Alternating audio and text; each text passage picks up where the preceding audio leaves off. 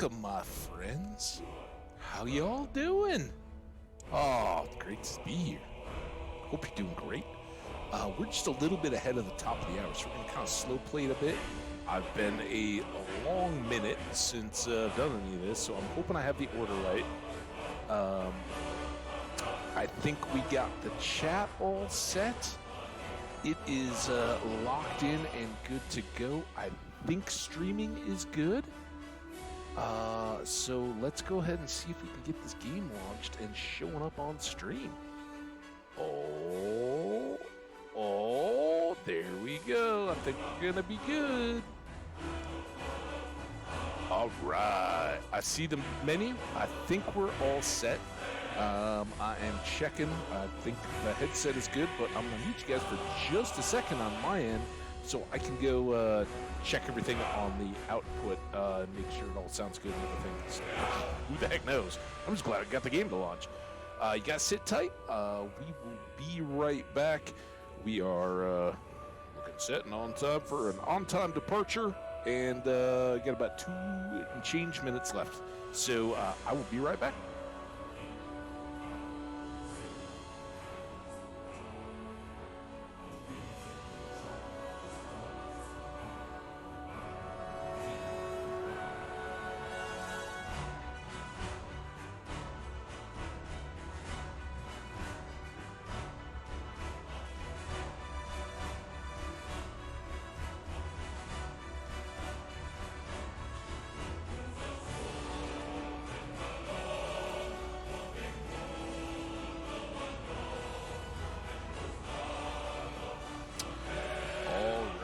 We are back and looking good. About the only thing I think I messed up so far is I think I composed but did not send the tweet.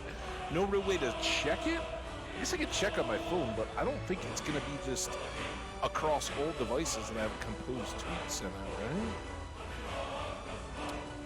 Dun dun dun dun dun dun dun dun dun dun dun dun dun dun. And I went to Twitch, not Twitter. I'm like, where are my messages? I can't find anything. Oh man, it's Rusty. How y'all been? Huh? We doing good?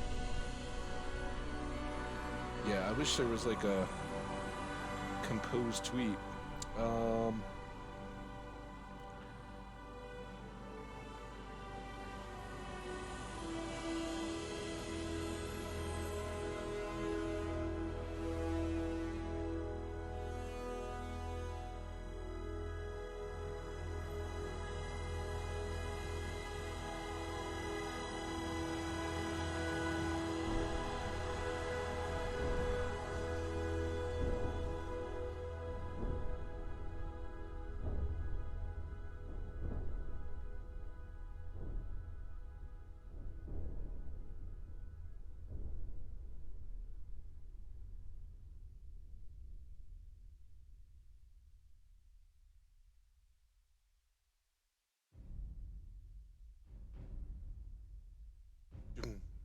You get to hear the song from the beginning. How's that feel?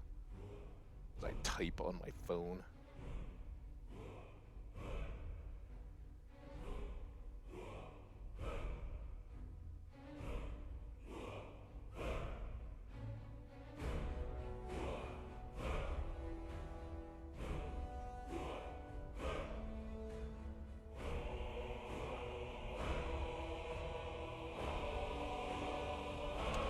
All right, how we doing?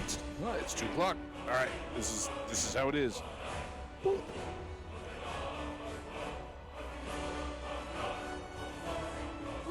No, I don't. If I could get to drafts, come on, phone. What do we got to do here? Just send it. We don't. Drafts?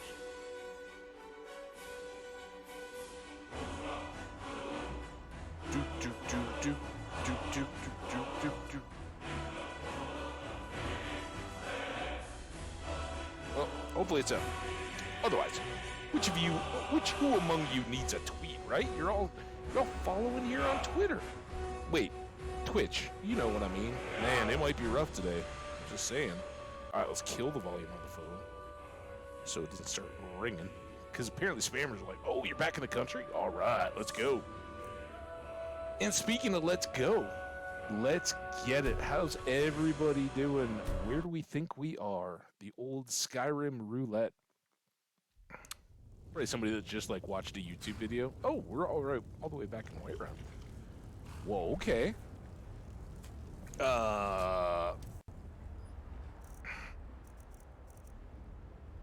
We're at 157 of 400 pounds of carry weight, so that's a good thing. We got arrows, we got pickaxe, which we don't really use that often. A bow, a battle axe. We got our armor. We have a bartering armor. Amulet. We've got all this fine stuff.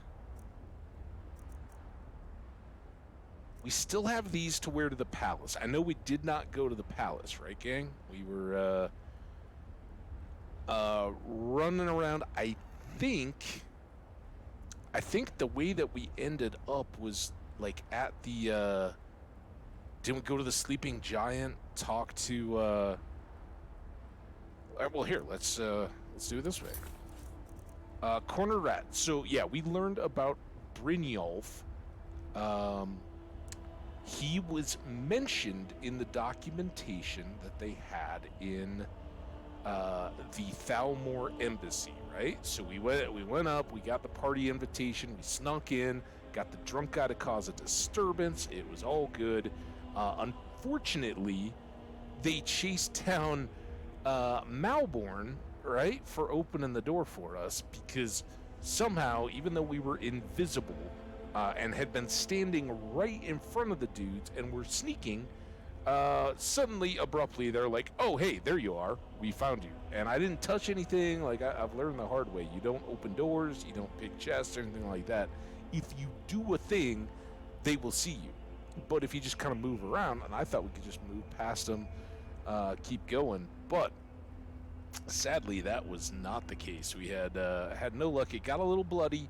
But the bright side of that was we got to loot everything. So we did pretty well there. We greatly added to our library, as I recall.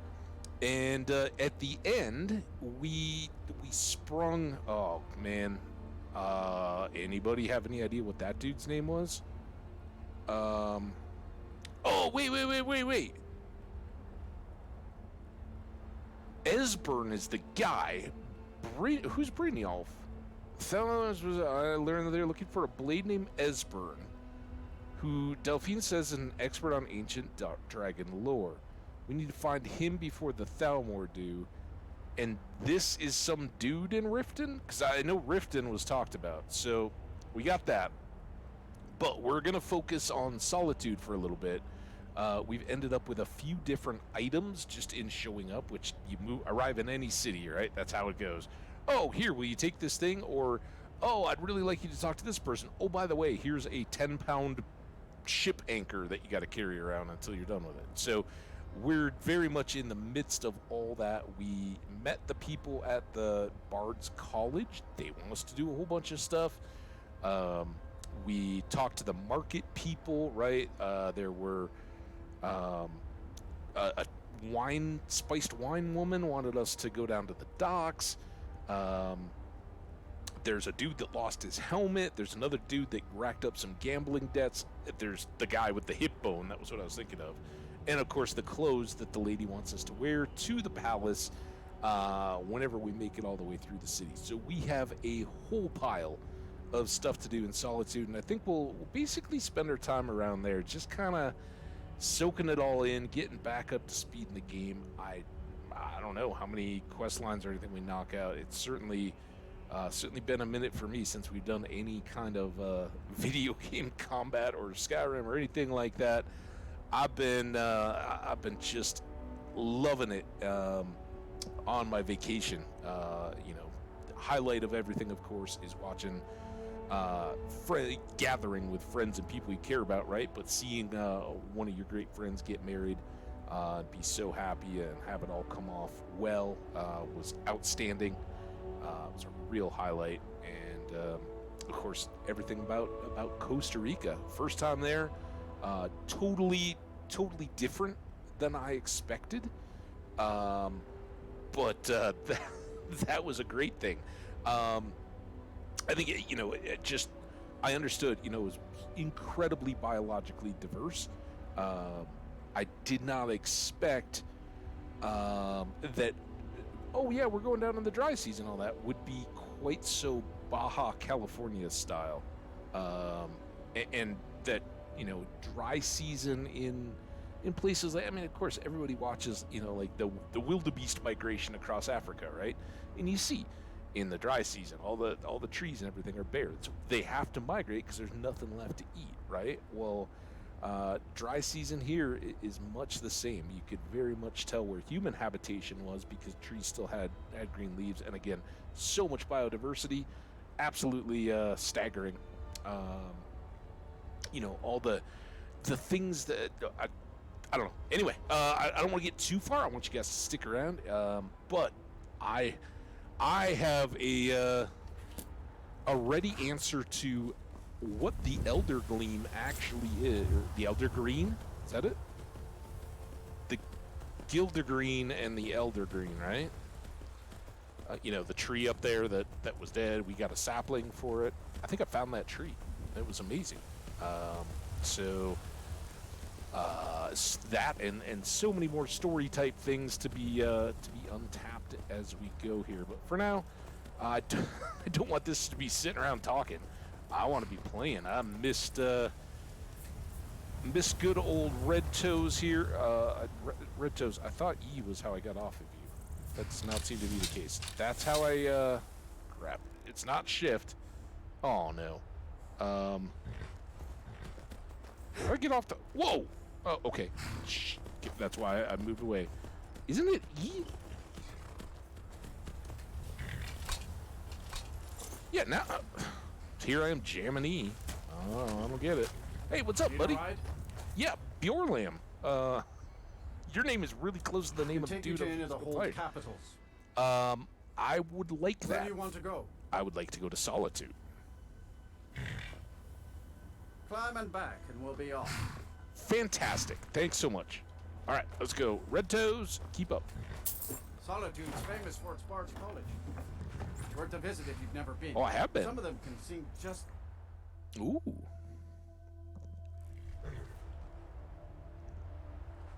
All right, just like that, we can dust ourselves off. Look at all those birds.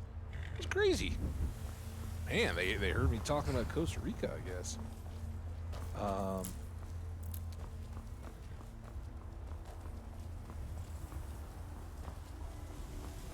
so here we go up the hill into town. Word is Ellenwen's furious. Big party at the Thalmor embassy. And one of the guests went someplace they shouldn't. Caused quite a commotion. Wow, I guess that would have. I wish I knew anything about that. Dean Inga says a bard can never have enough practice. So, would you like a tune? Well, yeah, you gotta follow through with that with an offer. I sure would have, but you walked away. Oh, who's this? Oh, is this the... Remember, we got the lighthouse thing. Yeah, If everyone needs work, right? I have good work for you. we did this, I thought. Do I have to say Turn me this? In? For what? What crime's been committed? You know there's a guard right I'm there, just dude. making idle talk about what would most undoubtedly be a tragic event. Do you hear him? A tragic and very, very profitable event. Don't worry about them. We'll make sure they wash up safe. Maybe they'll even pay us for their heroic rescue from their sad crash. So have I already done that enough of Don't that? worry about them. All right, dude. We'll make I'm sure not they talking wash to you. up safe.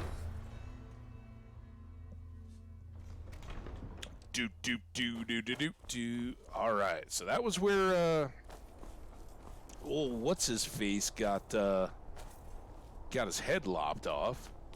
Hi, Uthgard. Gertie, I'm sorry, I didn't say hi. How was your week? Did you have a good week? Huh? It's good. All right.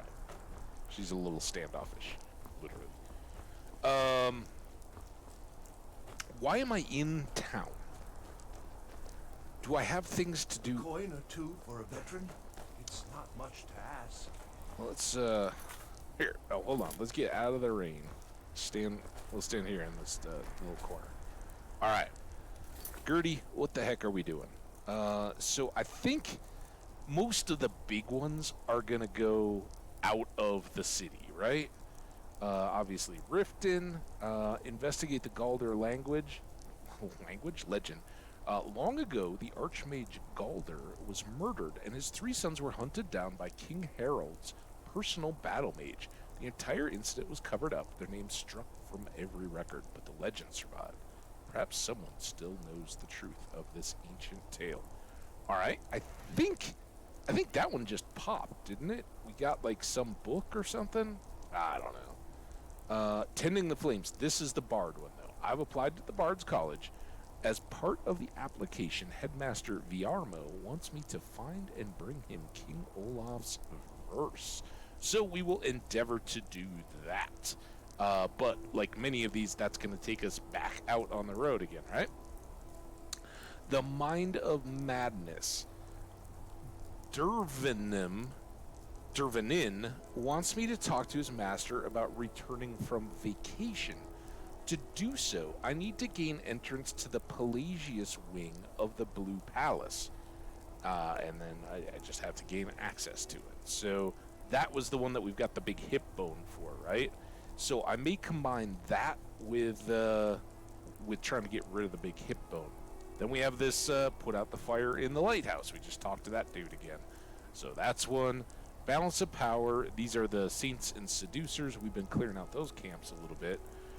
There's the Shrine of Boethia. Remember, that was the book about the dude trying to earn favor with the Daedric Lord Boethia, and the story talking of how they all endeavored to be remembered or show proof of their existence or whatever. Ill Met by Moonlight, that's Sinding. He's down in the Falkreath jail, right? He was... there's 2 sad parents in town who lost their daughter to some kind of a beast, and Sinding is that beast. And then Dragonborn, we have to go to Solstheim. That was Cultist Orders. We got that one way back after we first visited the Greybeards.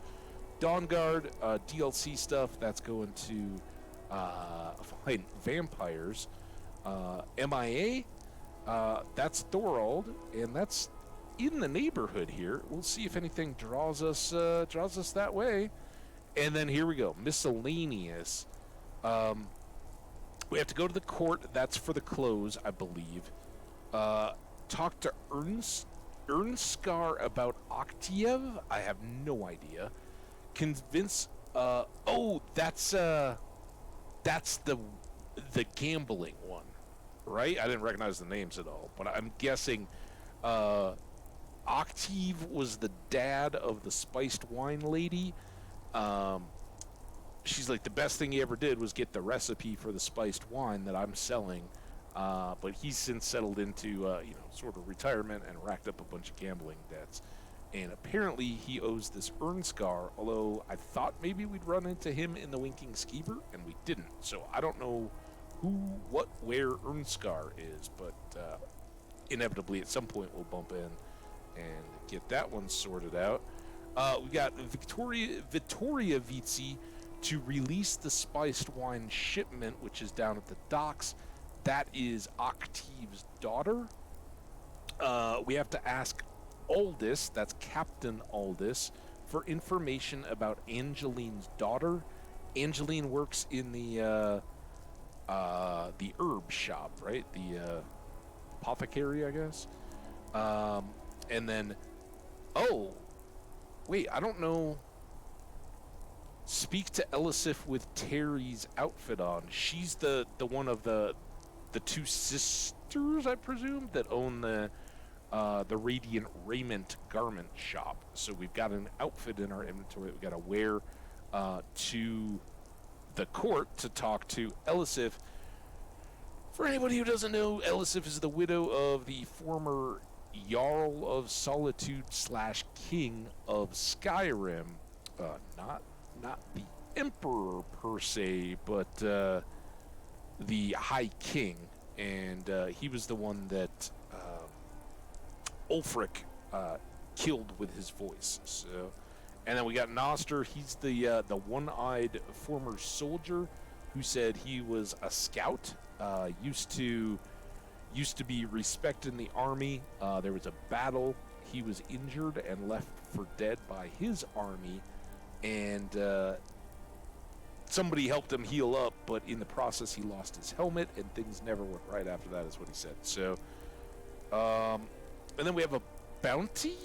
I don't know if this is a solitude bounty or not, but obviously we got a half dozen, 7, maybe 8 things here, and all these bigger quests. So tons and tons of stuff to do. Let's get to it. I'm really torn. Do we want to go down to the docks, or do we want to go to the palace? I think I still feel kind of gritty from the trip, so let's go down to the docks. See if we can sweet talk some wine out of I don't know, customs. The winking skeever's got warm beds and cold mead.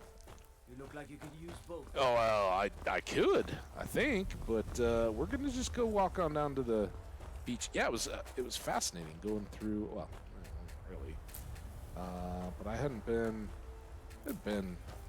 maybe close to 10 years since I'd gone international. Is that right? No, I was in Mexico not that long ago. But Mexico's always kind of just all right. And this was really, really efficient, but customs deal, what they care about, what they do, nothing. You know, it was like, here, have my bag. Whatever you need to do, just let me into and then back out of your fine country. And they did. And apparently, I had no issues, but I don't know why I'm picking all these flowers. It's crazy. In the airport, for folks who know Costa Rica at all, I was on the west side of the country. Flew into Liberia, which is a city in Costa Rica on the northwestern corner of the country, kind of just down below Nicaragua, and was in that province, which is called Costa, for the trip. So it was pretty nice. Oh, look at what we got. All right, Dija. You talk to Egg Brothers. Deja has no words for you. Egg Brother? Is that... Are you If Egg you're Brother? looking for opportunities All to right. make some coin, You have well, no knowledge of it. Alright. No. Go away! Wow, DJ, you got all the quality. Alright, that's fishing stuff.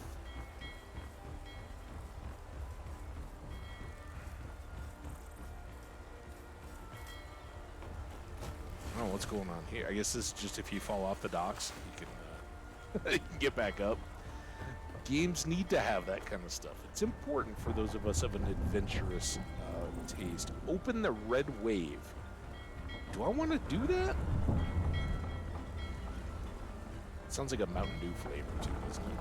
Try some red wave. It'll rock your mind. A red wave. I don't think you're supposed to do this. Just like show up on a ship. Howdy. Who are you? You're Sabine Nitty. You're not supposed to be in here. Yeah, I kind of thought that might be the outcome. All right, fair enough. I don't want to. I don't want to get in trouble. All right. What did I do? Oh, I hit 3. Hit 1 again, just in case. 3, I think, was flames. You don't want to accidentally uncork. It's bad enough if you accidentally uncork the weapon and guards around. Who are you? Looking, I can take you to any port on the coast. Oh, really? I don't want to do that All yet. right, then. But that's a good thing to know. All right, so we got a boat dude. This boat looks unexciting. It's got some goods though. What's this all about? East Empire Company, right? I said East India Company because that's what they're modeling this on. Oh, somebody's just humming. It's awesome. You got a little shop. We got another little garden. Hey, what's up, dude? Disrespect the law and you disrespect me. Okay. The warehouse is for East Empire Company workers only. Entering without permission is a crime. What This is the East Empire Company's central warehouse. All of their shipments go through here. Unfortunately, thanks to some problems they've been having, it hasn't seen much use lately. Oh. Either way, it's off limits to you. Is there wine in it? Oh. What How kind should of... I know? I don't work for them. If you want to help, I suppose you could head to Windhelm and talk to Orthus and Dario. He's in charge over there. Orthus? Yeah, there we go. Okay. Alright. We're not going to Windhelm just yet. Codlac White Mane is a better place now. Is Who's there this? any place better than Sovngarde? Oh, you're Vittoria Vici. Some say I got my position because my cousin is the emperor. Nonsense. The man's given me nothing. He can't even be bothered to attend my wedding. Well, that sucks. Weddings are fun. I speak from first-hand knowledge, fresh first-hand knowledge. All right. She is the one that has Yvette San, who's Oviet's. Hey, what's up, chat? Welcome, Welsh Jenny 1984. How you doing? Yvette San asked me to check on her shipment of spiced wine, right? This isn't Dune, is it? Is this worm spice? Ah, yes. If she wants to pay the 2,000 gold tariff, then we'll be all set. What? Sure, I'll pay the tariff, 2,000 gold. Yvette can't afford a tariff. She can barely afford her stand, which is a full persuade, or kind of the middle ground. I'm sure we could work something out for 41 gold. I'm inclined to kind of middle road. Like, I don't know this woman. I'm assuming that she's got to pay somebody, right? Like, usually, you can usually have a little cut off the top or inflate things. But I don't know. If I don't get any speech credit for that and just save money, I mean, I got tons of money. Let's try this. I know maybe this is putting Yvette in a bad light, but hey, she's a local. I suppose I could make an exception. I do like her spiced wine. I'll give you a bottle. I'll go buy you a Fine. bottle. Tell Yvette's son her shipment will be brought up to Solitude shortly. That was it? All right. Jenny, it was fantastic. I'm so glad you're here. That's awesome. We've had a few faces in and out as I've kind of seen or I just don't remember how to watch the numbers in the stream. Have a real problem. I'm not fiddling with any locks. All right. Thank you very much, Vittoria. You are outstanding. Jenny, the trip was absolutely out of this world. It was so good. If you're looking for opportunities to dude, make some coin, I can't talk anymore. We got to go put out the light thing. Yeah, it was really, really, really amazing. Of course, I already said the best part is seeing friends and getting a chance to be with, spend so much time with so many friends, right? Kind of everybody getting to be together, but to see one of your good friends get married and enter that next phase of life. Although let's face it, you get married in your 40s. It's at least for them, they're already living together. It's not a lot of shock. It was first marriage, but they weren't trying to keep it as quiet but as nice as possible, and they did an awesome job. So much fun.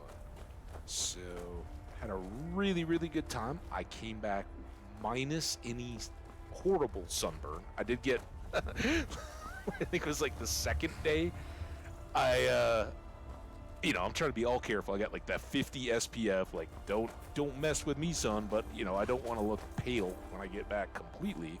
So I was using 50, but very conscious of reapplying and all that kind of stuff. I kind of wanted to. Well, I think let's go talk to her.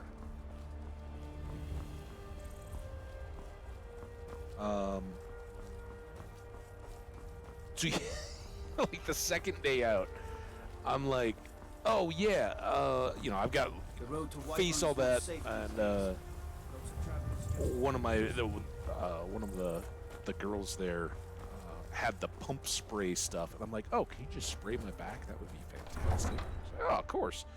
But in the process, like, I had done like, you know, the neck and all that, and I don't know, I just felt the spray and all that. I didn't do like the outer edges of my shoulders, like where they round in, right where the joint is. Like the end of that day, I had just these two like glorious red spots on my shoulders. But those, even that didn't like peel or anything like that. It wasn't too bad. I was never discomforted by it, but it was. That was a welcome thing. Disrespect me. So much great, amazing food. Like, I got home. I find your wolfish grin unsettling. All right, easy. We need to go to the market. Hello. That's where the I'm wine Disney, chick lives. But you can just call me Erica's sister. Yeah, I got home and like, you know, yesterday I got home like the flight got in at like midnight. Hey, Yvette. Spiced wine for you? It's a family recipe. How are your sales? Oh, very brisk. When the snow sets in, even the hardiest Nord needs some spiced wine to warm the blood. Well, I'm glad, because I said that you could barely get by. I'm sorry about that. I hope it wasn't very slanderous or libelous, but, yeah. Your spices Thank you are so much. I swear it's a fight with them every shipment. Here's something for your troubles. Aw, thanks so much. Oh, I got 2 bottles of wine. I should take one down to Victoria. Okay. Awesome. Good luck Thank out you. there. Seems like a tough time to be wandering Skyrim. No, it's beautiful. Look, sunshine, clouds, blue sky. Beautiful, really. Okay, let's go see if we can find the army dude. Got to keep my eyes open. Damn dragons. Yeah, oh shoot yeah, down the at any missed time. spots. one of my buddies, even better. He's got like the long hair, right, and he in the ponytail while messing around on the beach and all that, and he got like the neck sunburn like from ears down, but when he turned his head he had like the total white ponytail just outline on his shoulders and back. That was pretty awesome. That was a good one. Any idea? Oh, these guys, right? Like this. Where are we gonna find the captain? I think it's inside. How can I help, Brother Nord? I'm gonna go find your boss. Is that You cool? can sell off that junk at bits and pieces. Junk. You tell me. So yeah, there's lots of fun with that. Lots of fun with bug bites. While it was the dry season. I'm telling you, Ulfric's planning an attack on Whiterun. He'd be insane to try. He doesn't have the men. That's not what my scouts report, sir. Off the coast, a ways to the east, you'll find the wreck of the Brinehammer. Never know what treasures may still be aboard. It's not a cause. It's a rebellion. Call it whatever you like, General. The man's going to try to take Whiterun. Jarl Balgruuf. Balgruuf refuses the Legion's right to garrison troops in his city. On the other hand, he also I'm refuses to eavesdropping, by the acknowledge way. Ulfric's claim. Well, if he wants to stand outside the protection of the Empire, fine. Let Ulfric pillage his city. General. You people and your damn Jarls. Sir? Sir? You can't force a Nord to accept help he hasn't asked for. If Ulfric's making a move for Whiterun, then we need to be there to stop him. Draft another letter with the usual platitudes, but this time share some of your intelligence regarding Ulfric's plans. Embellish if you have to. What? We'll let it seem like it's his idea. Oh, come on, Yes, man. By the way, You this Nords was and your bloody sense of honor. this was the dude that tried to chop my head off. He wasn't the one that was like, forget the list. So I don't know that it was directly his fault, but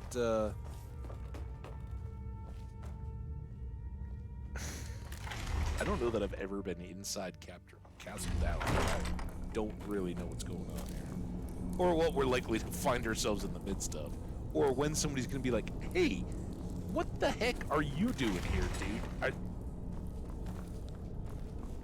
Tourist. Been doing that. It's kind of fun. Okay. So I'm assuming this is like a cell block, and at some point there's stairs? The architecture is a bit consistent here in Skyrim. Oh, ooh, looks torture-y. Hi, are you Captain? No. Disrespect the law and you disrespect me. Oh, there we go. Zoop. Oh, what the heck? I'm not stealing anything. Like, this seems like a really bad place to be a thief. But, it also seems like a really bad place to try to meet, what the heck?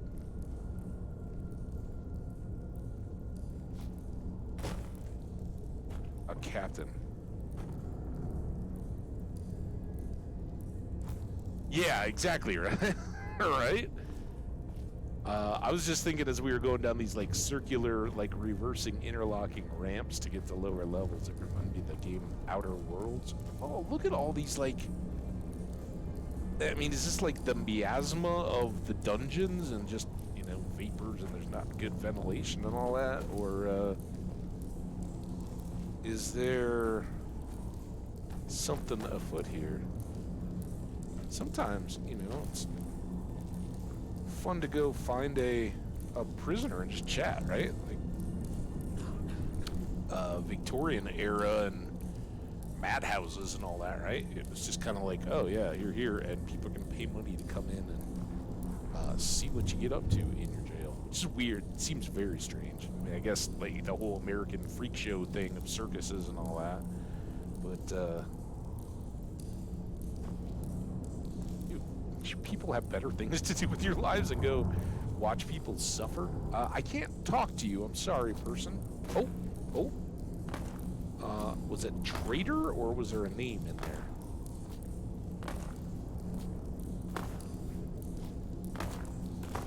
I can't ever. Bjatter. Hi. Don't think you can barter with me like one of those damn shopkeepers. No. Can I get out though?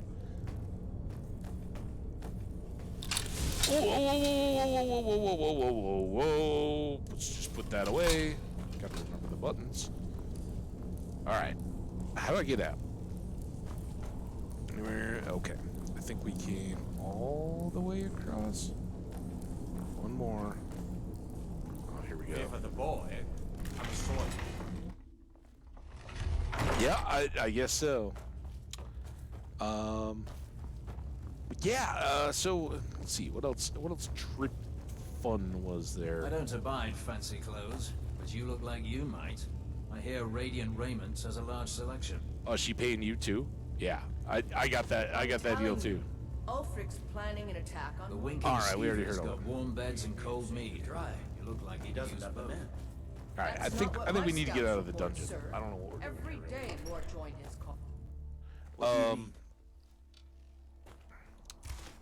Who are you? Need something? Captain Aldous. I need to talk to you, my friend. Dumbest question ever. How goes the Their training? aim could be steadier, but they're battle ready. You want to test them? Even if that battle is with a Can any dragon? men hope to be ready for a dragon? Yeah, you gotta They can stretch. but hone their skills and Limber harden up their a little hearts. bit. The rest is up to the gods. Yep. Well, you were the one presiding Not over my that finest execution. hour.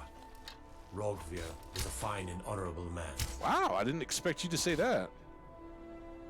So you think what he did was... Wait, is this the guy that was, that asked us to go, like, make sure that an escaped prisoner was I dead? think he was entirely wrong. Rogier's execution was justified and necessary. I see. Being honorable might make you a good man, but it doesn't make you right. Be a better world if it did.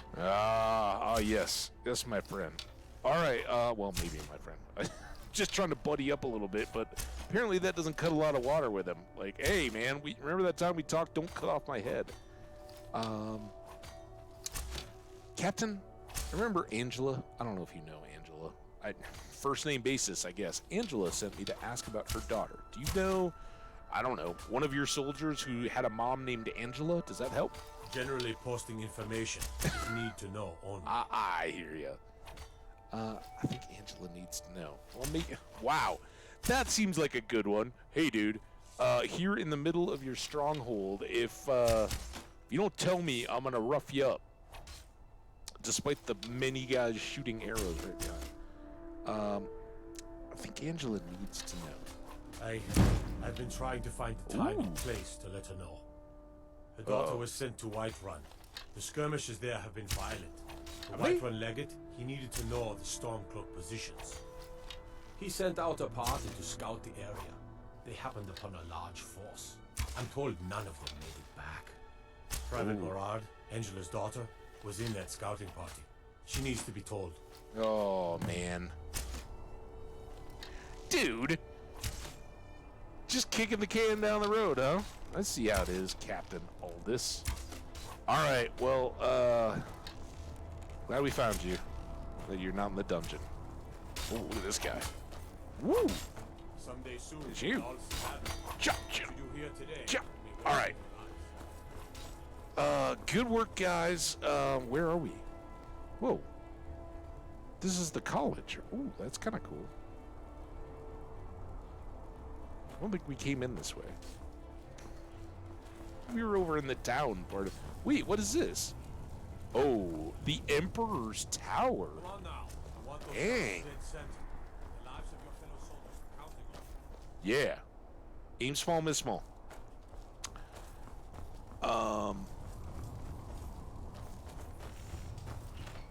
You know, as long as we're here. Blacksmith, right? I don't do we have stuff to sell? Probably not, right? We just got going. Books, oh, we have potions, right? Because we carry around potions to sell. Yeah, look at all these. I got this. Seems there's I haven't forgotten anything about this game. Nope. Nope, not at What can I all. help you with?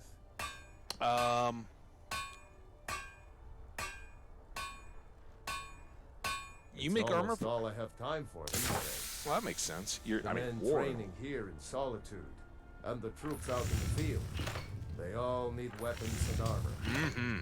You should look into joining. They could use every hand they can get.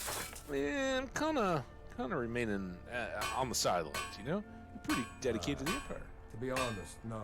Oh. But High King Torrig supported them. And now, her lady Elisif has thrown in with them. Mm-hmm. You could say I'm a king's man at heart. I guess that's Jarl's man now.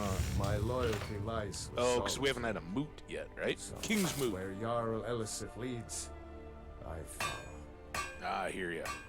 Have you considered I fighting? think I would. That wouldn't make sense. Weren't Like for my protect son your skilled workers. And my wife. Oh, Seema would have my hide if I even suggested I might step foot on a battlefield. I would hope You think stone Aldous cloaks and and legionnaires are Tullius would dangerous? as well. Okay. What you got for sale, Looking dude? to protect yourself or deal some damage?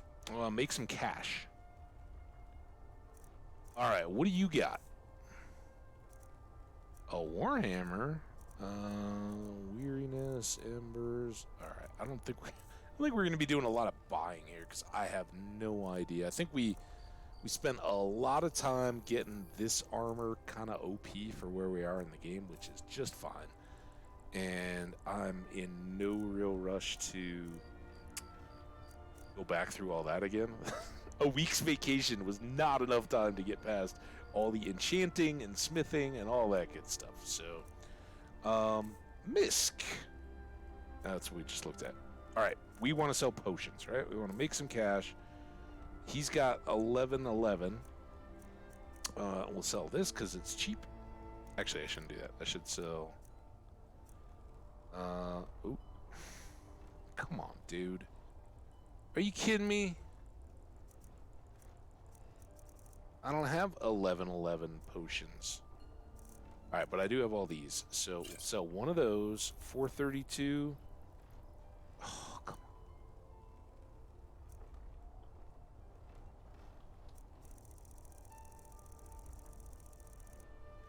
Dunk. And then one of these. All right. Dunk. All right. You survive with 70 cash. Return anytime you need arms or armor. My It was outstanding. Yeah, back to, oh my god, no, wait, don't go fiddling with any locks. He told me. Sorry, dude. Yeah, so Costa Rica, I think, you know, I knew going in, it is a place that capitalizes on its biodiversity. It's a country where at least the government and all that, but it seems very much like, from what I met of the people, have all bought into very much environmental sustainability and ecotourism as a big part of their economy, and want to make sure that all of that is maintained. And of course, a lot of that is Costa Rican national parks, but also I think there's like some UN or whatever entity calls those places of significant biodiversity, right? So I was kind of prepared for all that, but you get in your head, you're hearing about sloths and monkeys and of course all the sea life and all that, but all the birds and all that kind of stuff, and you think like, all right, yeah, it's gonna be microclimates and all that kind of stuff, but birds and trees and everything just kind of all around you all the time. And so I was very surprised when someone stole dude, your sweet I'm roll. trying to talk. You didn't have to go out of your way just to come over here and try to be a tough guy. Here, we're gonna go hang out over here. So when we landed, like getting down there, you walk out, of course you go from 20 degrees and leaving in the like way before sunrise. So coldest part of the day.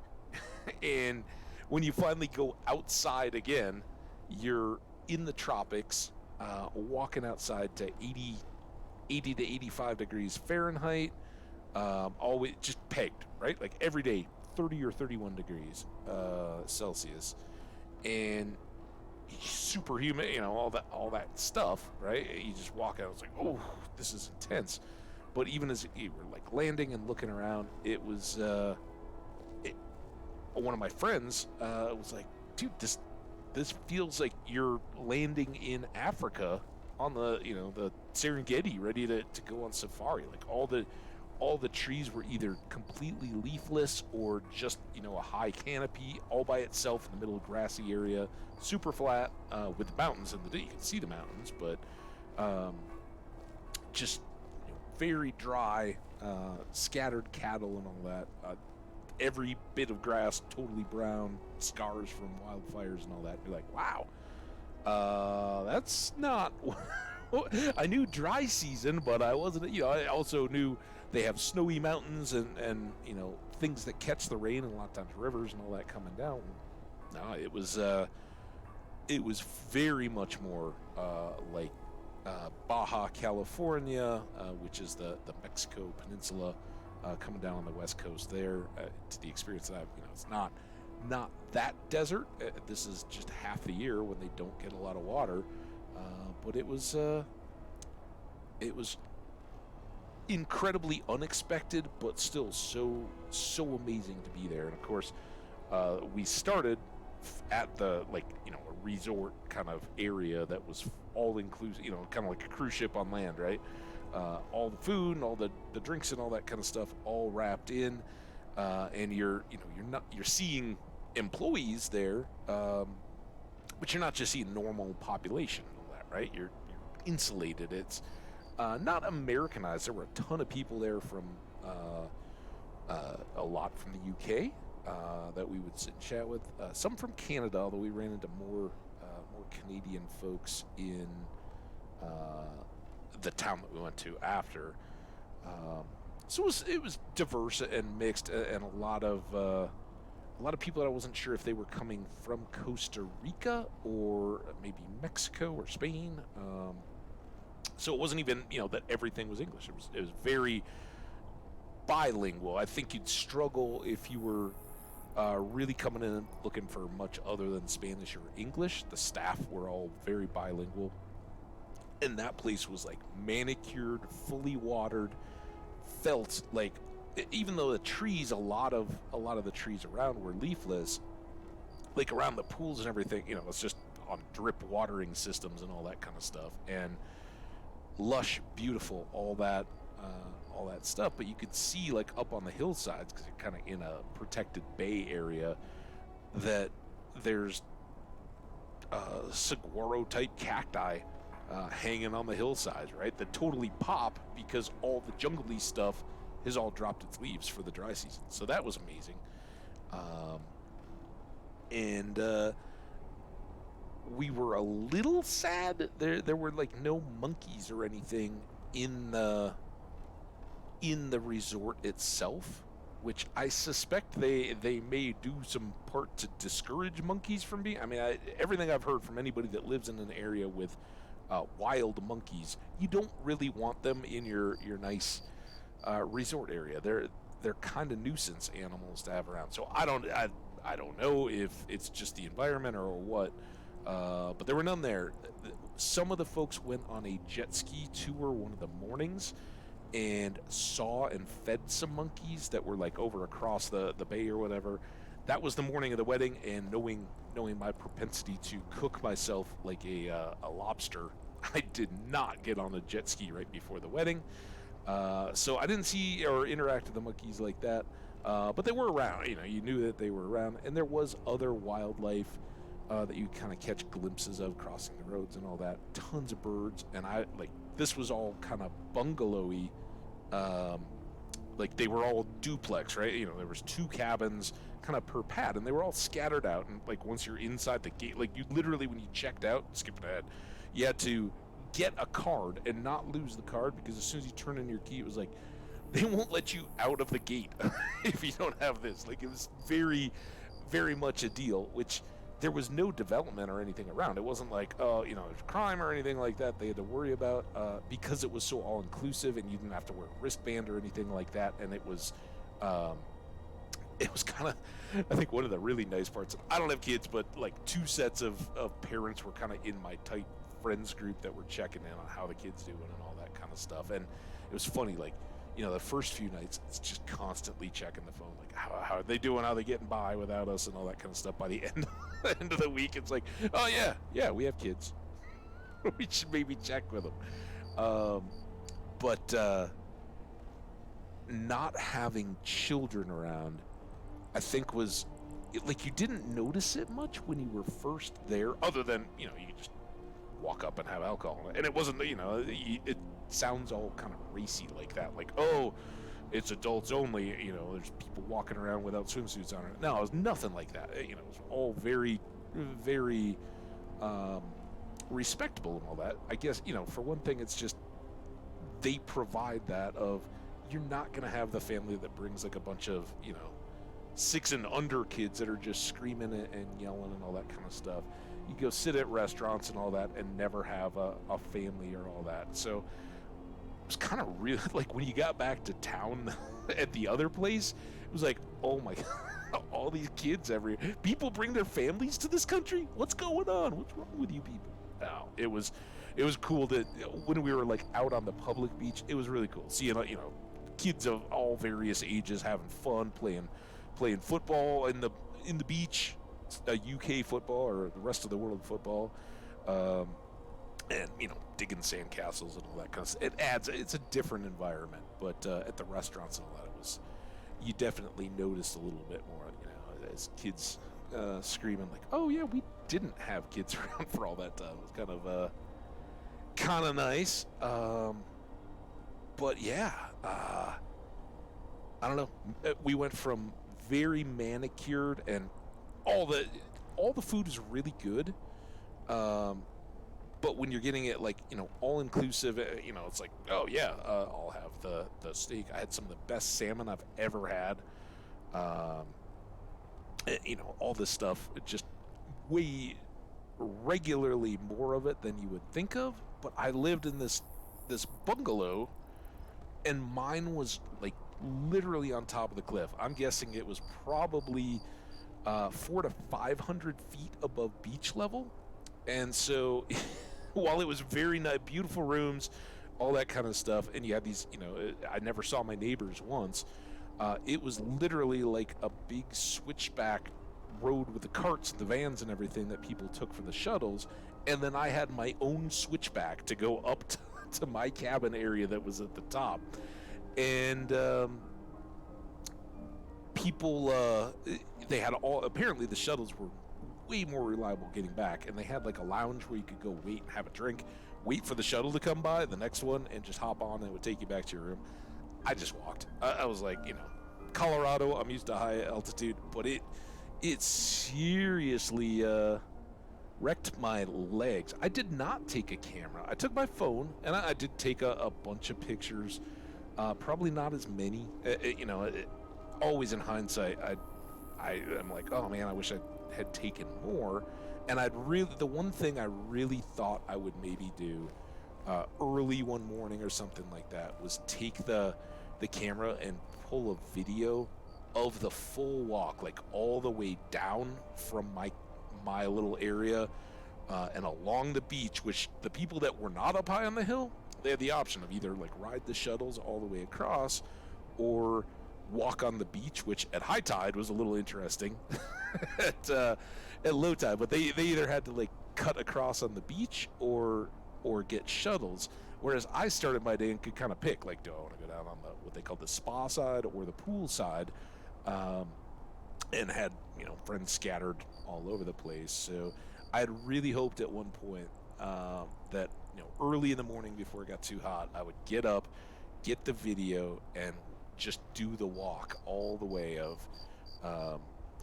winding down through one side across the beach, and then you would have heard me just my heart hammering by the time I finally got to the top, because it was just like the steepest, well, maybe not the steepest, but a pretty good steep ski slope in a mountain, and just going straight up, where your heels never touch. You're just walking on your toes. It's like, take an elliptical and go to the steepest possible thing that you could. And you've got like a few little sections of that on hill climb with breaks in between, if you could catch some shade. But man, if you misplanned it and did that in the middle of the day, you really hoped you had a big hat or a hood or something on to keep the sun, because you were cooking. But it was amazing, and so worth it, and it's kind of nice to have that. And it's kind of one of those where it's like, when I left my room, I was like, okay, well, I'm going down to the beach for breakfast, and I'm taking all the stuff I possibly need, because I don't want to bounce back and forth to my room. I'll come back, before we change for dinner, go to one of the nicer sit-downy places for dinner, whatever. I'll come back up and shower off while I get ready to go again. But it stopped that whole like, oh, I'm gonna go grab this, oh, I'm gonna go grab that kind of stuff, which I love. I was like, yeah, I got a backpack, I can bring everything I need for the day. And then basically, other than having those big walks up and down, it was, go play in a very calm ocean. There wasn't much surf there or anything. Like I said, it was enclosed and on the bay. Black sand on the beach, so you'd cook your feet by the time you got from the shade on the back where the like loungers and stuff were to the water. But absolutely beautiful and amazing. So good. And yeah, I think we should get back in. Yeah, I could have, and I've got, like I said, I've got camera gear and all that. I could have certainly dusted it out.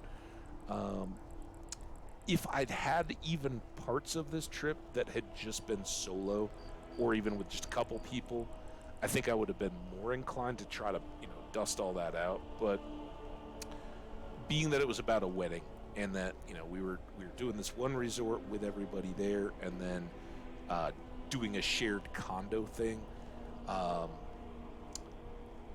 For one thing, having that and the whole, like, keeping it all secure and thinking about it, it's like, if you're going out, you're with a camera and the lenses and all that kind of stuff, you're going out just to shoot for a while, and then you're going to come back and have to store all that away and everything. And certainly in that first part, I wouldn't have wanted to be bouncing, like, oh, now I'm going to the beach. Well, I'm not going to leave all that in a backpack sitting on the beach. So I got to take it all the way back up and then all the way back down, right? It would have been ridiculous. So I was very happy to make the decision. And with the phone, I don't know, I'm just not too much a snapshotty kind of guy. I did try to force some pictures, and my friend getting married and his wife, they had decided that they would do a photo share. So everybody on arriving, they had these little gift bags, which were awesome. They did insulated drink cups with like straws, or had the little knobby things, so you could just have the straw through the lid the whole time, and the resort would fill them for you with drinks and keep them cold and all that. So they'd done those. They had little flashlights, because the trails and like walking around at this place after dark, it was like super sketchy. They didn't really worry about like you have to have a light or a painted stripe on every step, so you kind of had to watch yourself. So we got little things, little koozies, the little beer can rubberized things. They had printed up a bunch of those in different colors for their wedding. So it was kind of fun, nice little things to use while on the trip. And then in each of those bags, they put in a little card that had a QR code on it, and it was for their shared photo album from the wedding. And so people could upload all their sunset photos and photos from the wedding reception and all that kind of stuff too. So there were a ton of photos. Not as many as I would like, but I think it has totally flipped it on its head. You can take such beautiful pictures now with whatever mobile. I mean, my mobile phone is relatively ancient now, and it took beautiful sunrise, sunset type photos and all that kind of stuff, and was perfectly good for all the snapshots. And you just don't see people out on tours with cameras at all anymore, right? Unless you're out with really long glass. And I didn't see much of that. I think we were there at the wrong time. There weren't a ton of what I call tropical birds or anything like that. But yeah, no regrets on that front at all. If I'd had a camera, it would have been a totally different trip, and it wasn't what I was looking for. So you kind of take only memories, leave only. What the? I didn't steal anything, man. Take only memories, leave only footprints kind of deal. All right, now that we've talked, what time is it? That doesn't tell me that. 2:06. All right, so we don't want to go to the castle. Oh, I got to tell her I shouldn't do that at 2 in the morning either.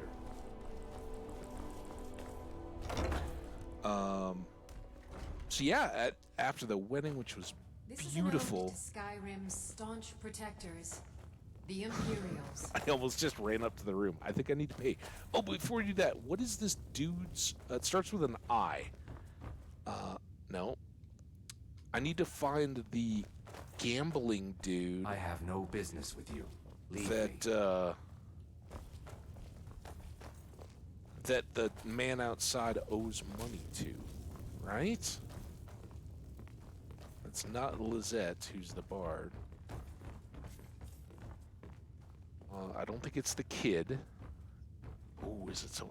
We drink to our youth. We never went downstairs. Days come and gone, for the age of aggression is just about done. We'll drive out the storm. Okay, well, I got some kegs. Oh. With our blood and our steel, we will take back our home. Down with Ulfric, the killer of kings, on the day of your death. Welcome to the Winking Skeever, friend. Yep. Sure thing. It's yours for a day. Awesome. Thanks for the room. I'll show you to your room. Right this way. And when Sovngarde beckons, every one of us Wow, dies. it's quite a trick. Why do you have a wood chopping station in your bar, dude? This land is Seems ours, not only and dangerous, seared but messy. white clean of the scourge that has sullied The our wedding was hopes and our absolutely fantastic.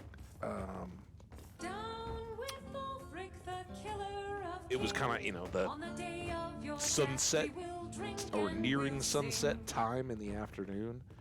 So of course, you know, while we're all waiting, sitting down there, the sun is just Let me know if beating, there's anything else you need. beating down on everybody seated in the area. Like, one of the women in front of me, like, of course, you know, it's like, I think there was me and one other. No, there were. I think there were 3 single guys and two single women. One of whom was kind of on the bride's friend's part, so we met her, but didn't really know her as well. And then one of the groom's stepsisters was there. She's sitting ahead of me, and like everybody else has got at least like some leafy shade a little bit. But you know, I'm like, I'm one of a couple single guys here. I'll definitely take the sunny seat and fall on the grenade for everybody else. The Imperials. And We drink. by the time she came out, I was already sweating bullets, and like, oh man, I'm gonna have to go, like, you know, I brought a backup emergency shirt down to my buddy's room where the groom had changed, and we were all hanging out, you know, as the bride was getting ready, you know, kind of that last little time before the wedding, having a few beers and taking pictures and all that kind of stuff, and just waiting. We're all sitting there. Even the groom is like, "Yeah, I'm not putting on my like wedding shirt until 2 minutes before I walk out that door because I will sweat through it." And we were all in that boat. So I was leading that charge before it ever started. But they had already the whole wedding part took 15 minutes tops. Right? It was pretty quick, and I think for this one, we got to. You can afford a septim or two. Listen, man, I'm looking for your helmet, okay? Here, look, we should, you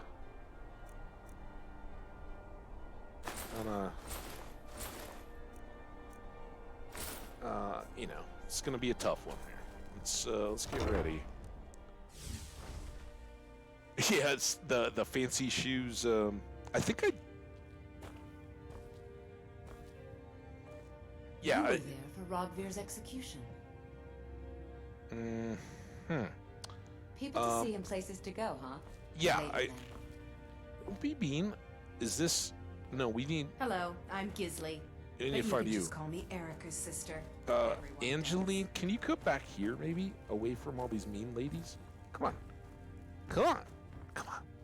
You're not gonna like it, but I'd like you to be over here. Come on.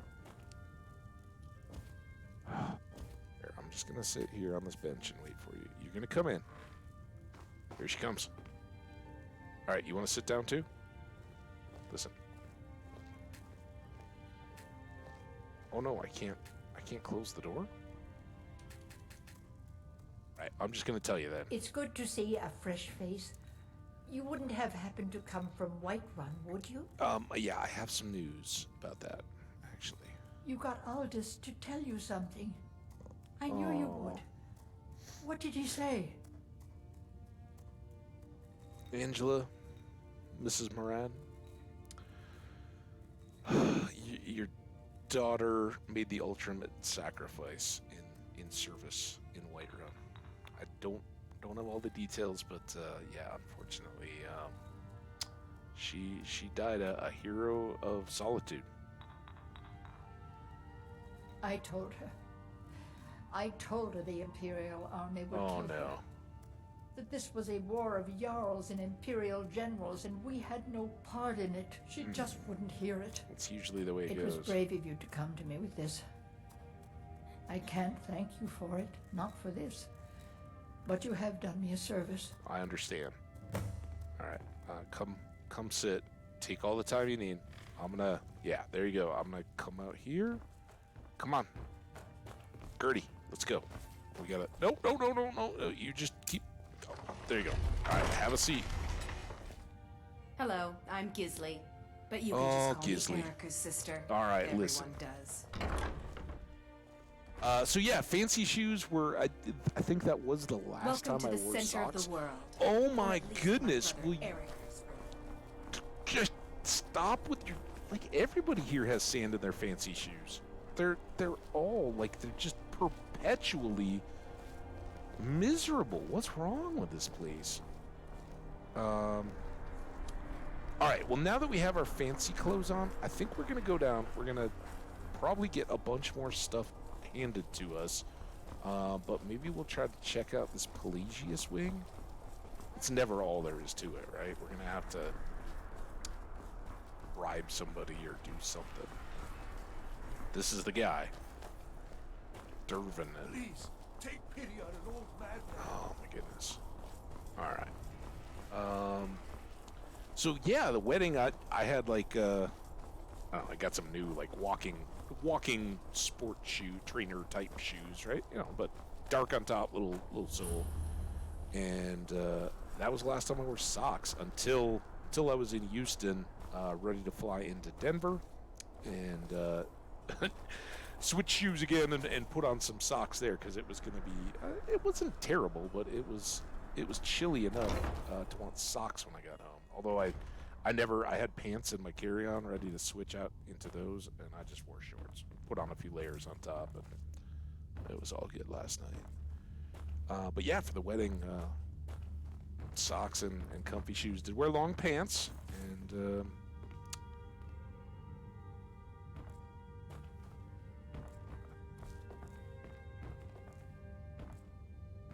it was great. And in the end, I didn't have to worry at all about sweating because when they got to like the dancey part of the reception, everybody was just dripping in sweat. But people absolutely went all in. I swear to you, unnatural magics are coming from that cave. There are strange noises and lights. We need someone to investigate. Ooh. Then we will immediately send out a legion to scour the cave and secure the town. Hafengar's people will always be safe under my Your rule. Eminence, my scrying has suggested nothing in the area. Dragon Bridge is under Imperial control. This is likely superstitious nonsense. Perhaps a more tempered reaction might be called for. I don't know, Legion. Yes, of course. Sounds fun. You're right. Falk, tell Captain Aldous I said to assign a few extra soldiers to Dragon Bridge. Thank you, Jarl Elisif. But about the cave? I will have someone take care of the cave as well, Varnius. You can rest easy. You're dismissed. Sorry about that, and we may still have some interruptions here as we go. All right, everybody's kind of scattered. Here, let's. If you have business, please see Falk Firebeard, my steward. I want to show you my clothes. With the passing of my dear husband Torek, the weighty position of Jarl has fallen to me. Please direct questions to my steward. He can't. It's quite fetching, actually. The craftsmanship is excellent. Okay. It was made by Radiant Raymond. Oh, really? Well, you can tell them that I will be putting in a request for a few dresses quite soon. Uh-huh. Nice. All right, I think we did it. It's really how the clothes set off the carriage of the person wearing them. So I hope you can look as good, but oh wait.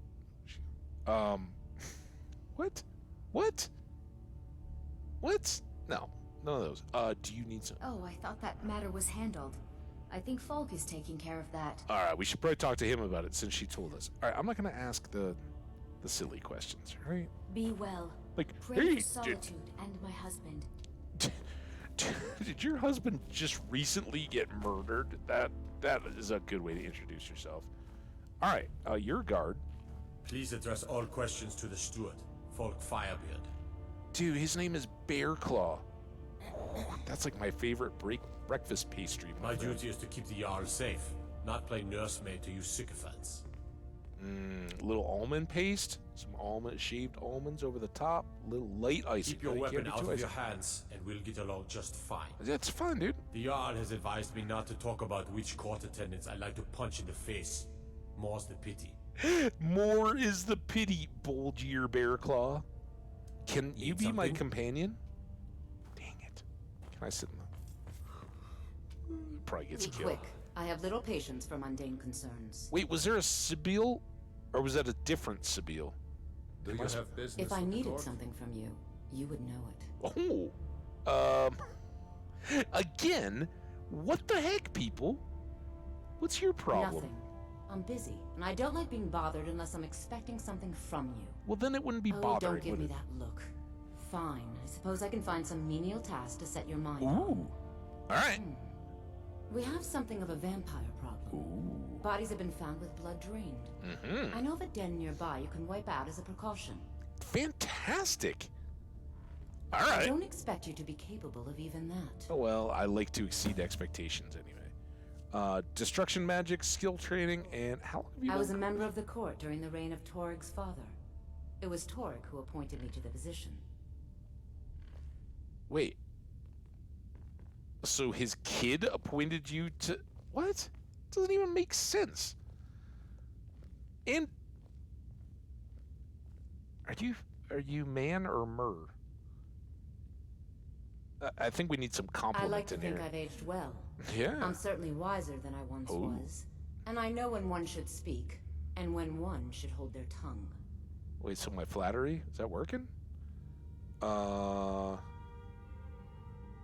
Are you worried about what that that was what that dude was talking about. And I don't think that was the vampire-y bit. Because they said to talk to Falk Firebeard, not Sibyl.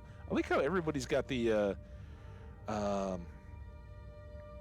alliterative first and last names. It's very convenient if you're going to be a noble. Are you worried about that? What that petitioner said? Not really. Varnius Junius is a fool. I'm sure Dang. nothing will come of it. I Okay. suppose if you're truly interested, you could talk to Falk. He's the better safe than sorry type. That's what everybody's been saying. Talk to Falk. Call it Mages College. You're the first bartender. I have no time or patience for a student. Oh, Perhaps the College of Winterhold will grant you admission. okay. Were you there when the High King died? I was, to my shame. Oh. The whole court was in attendance. I've seen much in my time, but that was a gruesome day. Yeah, gory Ulfric showed up at the details. Gates of Solitude requesting an audience. We thought he was here to ask Torig to declare independence. By the time we realized Ulfric was here to challenge Torig, it was already too late. Yeah. By Nord custom, once the challenge was issued in court, Torig had no choice but to accept. Had he not, Ulfric would have had cause to call a new moot and a new vote for High King. Well, Torig had some martial training, of course, but it mattered little that day. could have still been When alive. Ulfric's lips parted, when he unleashed the power of the Thu'um, that shout, that ancient and terrible tongue, ripped Torg asunder. See, like, what? If he can Thu'um like we can, right? Why haven't the Greybeards had any comment? Like, they knew the moment I shouted at those guards. When the guards were like, hey, you should try it. Try shouting. After our very first dragon kill. And it was about a minute of time for the Greybeards to consult about it before they're like, we're going to call Dovahkiin up to our Greybeard High Hrothgar hangout. Where's the Ulfric bit here? How is he getting it? Right? Right? I can't be the only one wondering that. Anyway, Sybil, I think we've graded out everything that you got.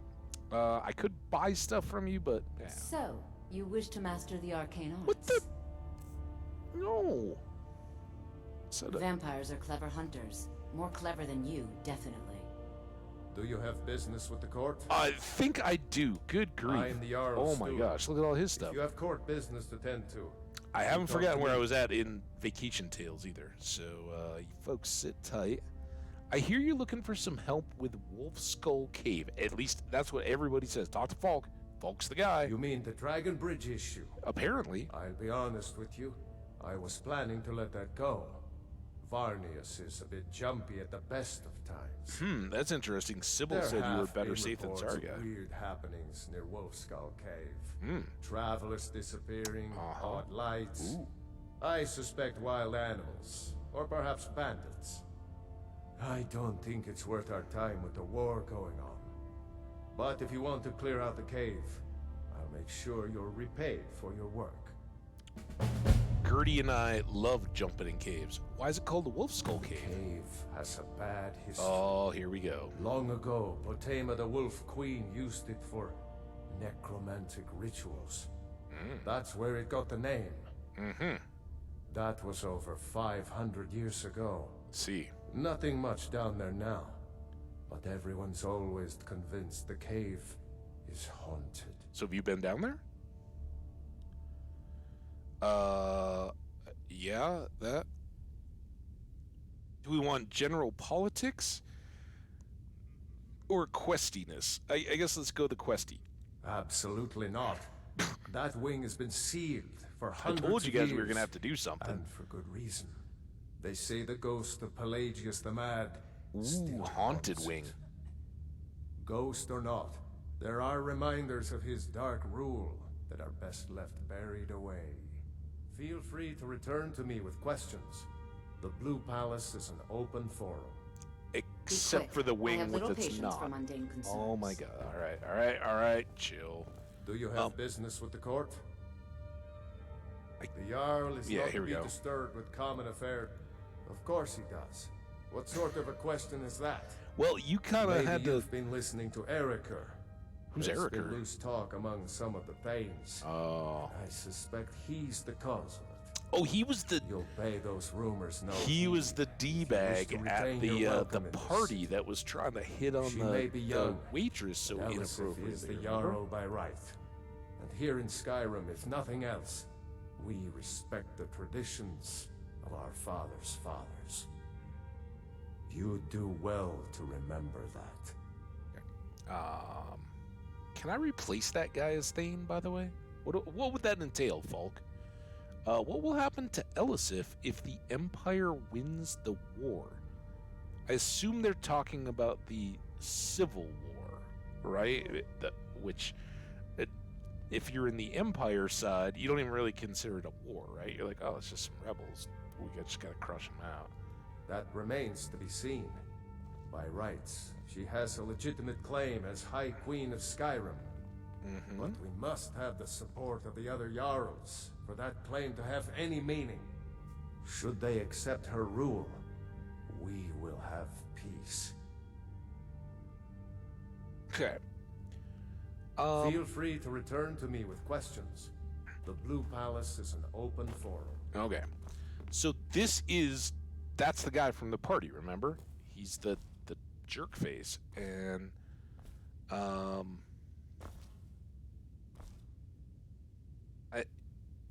remember the guard? When we came in, the guard was like, oh yeah, and somebody tore up the thing. The Thalmors are super salty about it.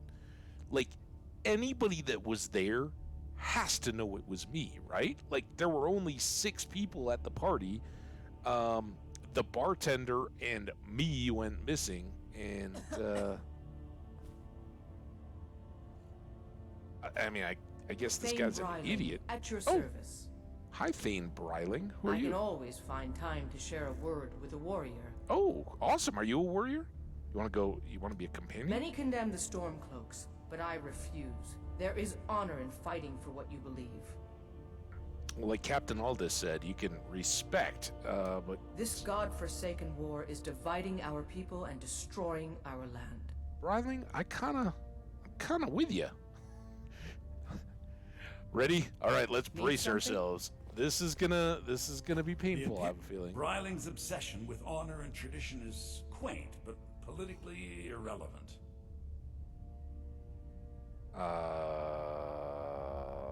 Do all the things? Oh, most certainly. At least when Elisif herself asks.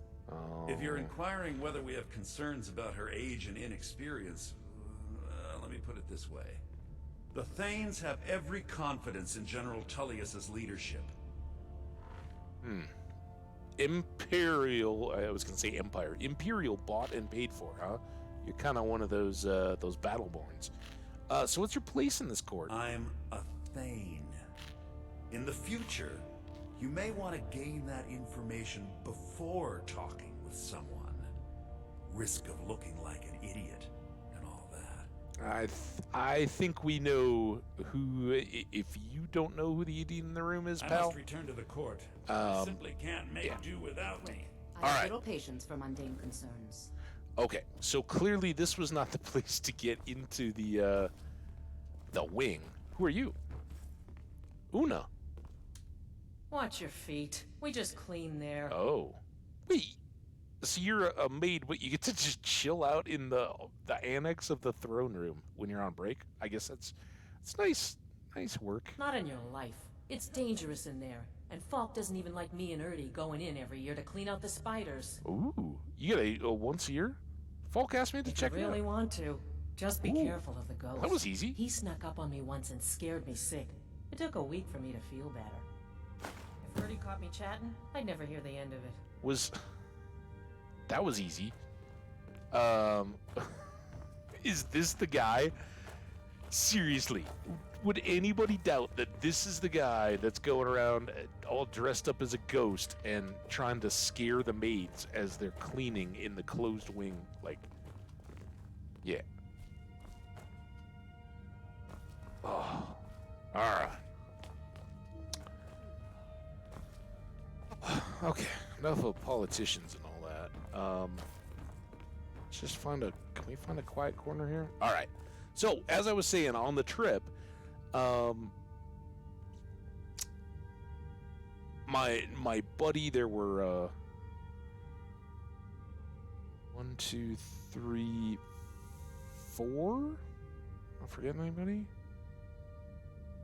There were four college friends of my friend, and then his, and a couple of them are married, and then his sister and her husband, who are great friends with all of us back here. They're part of the trivia crew and all that kind of stuff. So that was kind of our group, and none of us are particularly back in the, none of us go out to dance clubs anymore anyway. But back in the day, we're the ones standing around. Oh, I'll go get beers. You guys keep dancing. It's cool.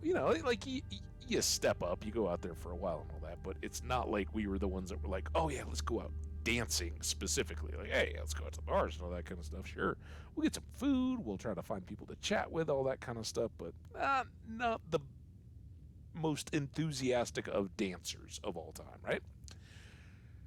But we knew, for one thing, his now wife was not. She wanted this very small and non-existent, and had it been probably on her part, there would have been, maybe 6 total people there, right? Like not, and it was kind of him driving the whole, she was very non-traditional and didn't want to go through all the forms and appearances and all that.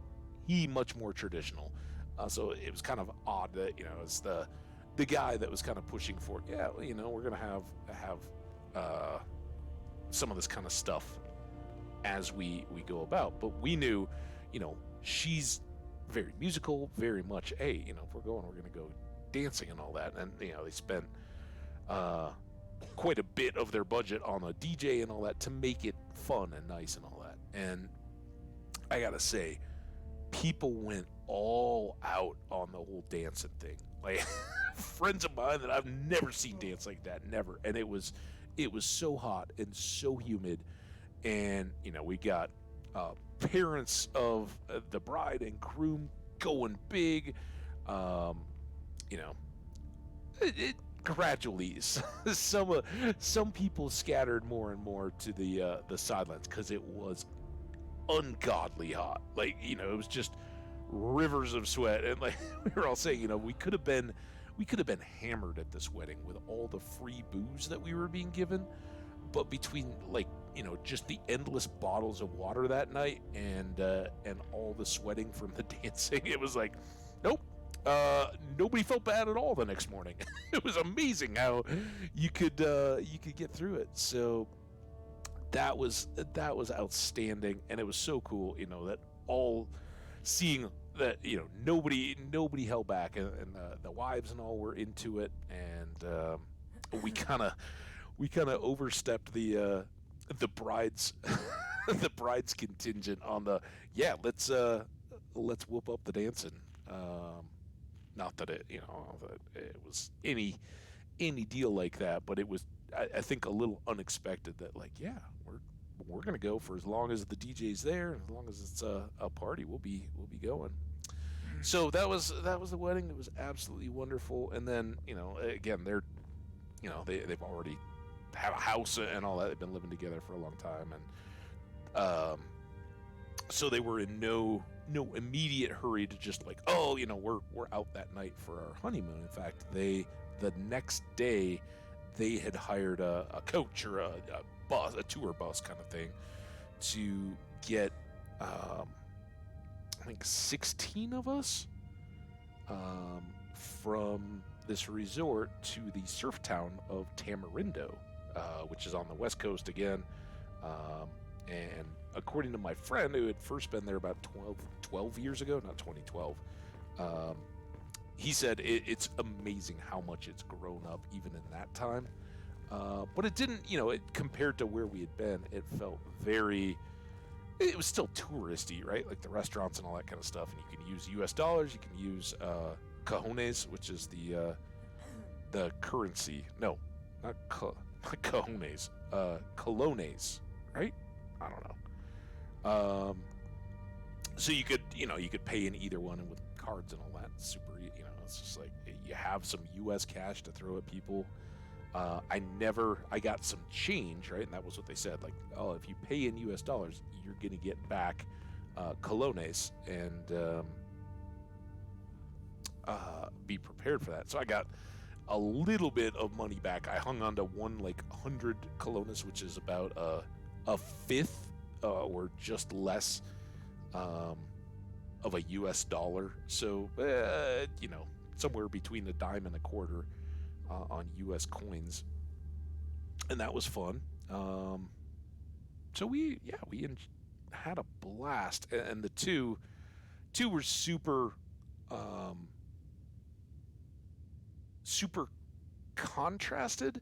Now that the biology didn't change a whole lot, or the climate, it was still very much on the dry western coast, but we were going through the agricultural reason as we went. I know, isn't that? Yeah, and that was, like I said at the very beginning. I don't know if since you got here in the chat, if I'd mentioned it again, but that was absolutely the highlight.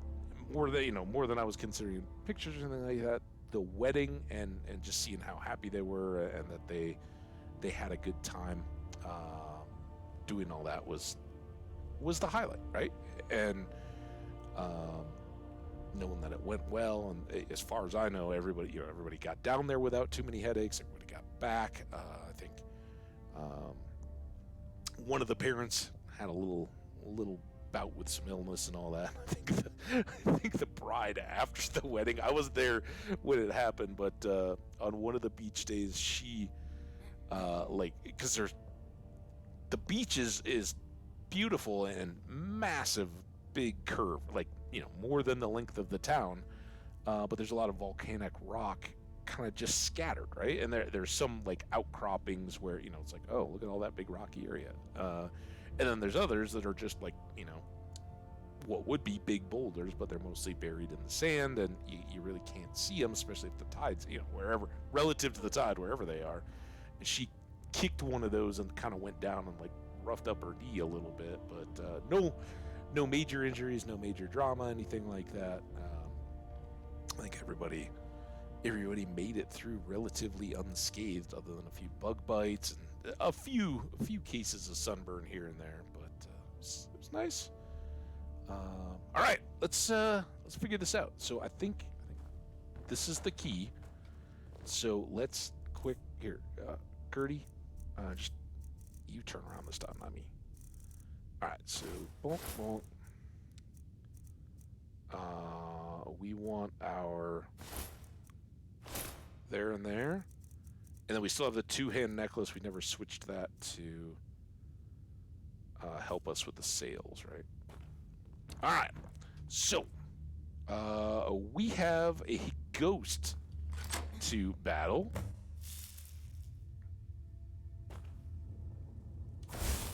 Oh, rally up here.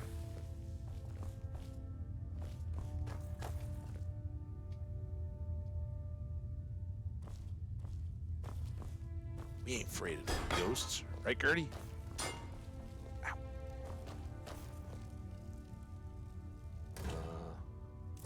Sure. That feels very slow fall, like I might be stuck. Why can't I? This is our non-barrel barrels? Whatever. Take that, ghost. Dude, they said they come in here every year to clean out the spiders? Did they not take out the spider webs when they did? Like, dang spiders in a year? All right. Add spiders to the list, Gertie.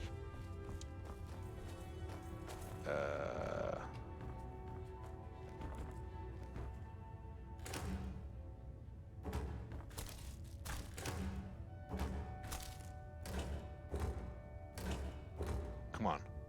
Oh, nothing. Not even salt.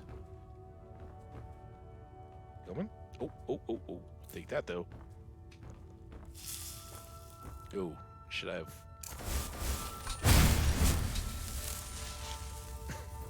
Dang it! Quick! Put the rug out. Oh, shit. I was just trying to get the spider webs, Gertie.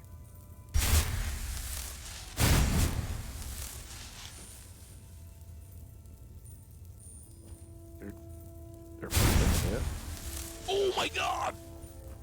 Alright, I cannot be trusted with the fire. Good. Dude, whatever you do, if you go into an abandoned part of any building... no, you know what? If you go into a building, be very careful of the magical fire. It doesn't have to be abandoned. It doesn't have to be historical. All right, I guess. Oh, I just walked it. Whoa! What the? Whoa! Oh, I couldn't. Goes right through me. Besides, I have so many things to do. What? So many undesirables to contend with. Naysayers, buffoons, detractors. Why, my headsman hasn't slept in 3 days. You are far too hard on yourself, my dear, sweet, homicidally insane Pelagius. What would the people do without you? Dance, sing, smile, grow old? You are the best septum that's ever ruled. Well, except for that Martin fella. But he turned into a dragon god, and that's hardly sport. Well, yeah. You know, I was there for that whole sordid affair. Marvelous time. Butterflies, blood, a fox, a severed head, and the cheese to die for. Yes, as you've said countless times before. Harumph! Well then, if you're going to be like that, perhaps it's best I take my leave. A good day to you, sir. I said good day!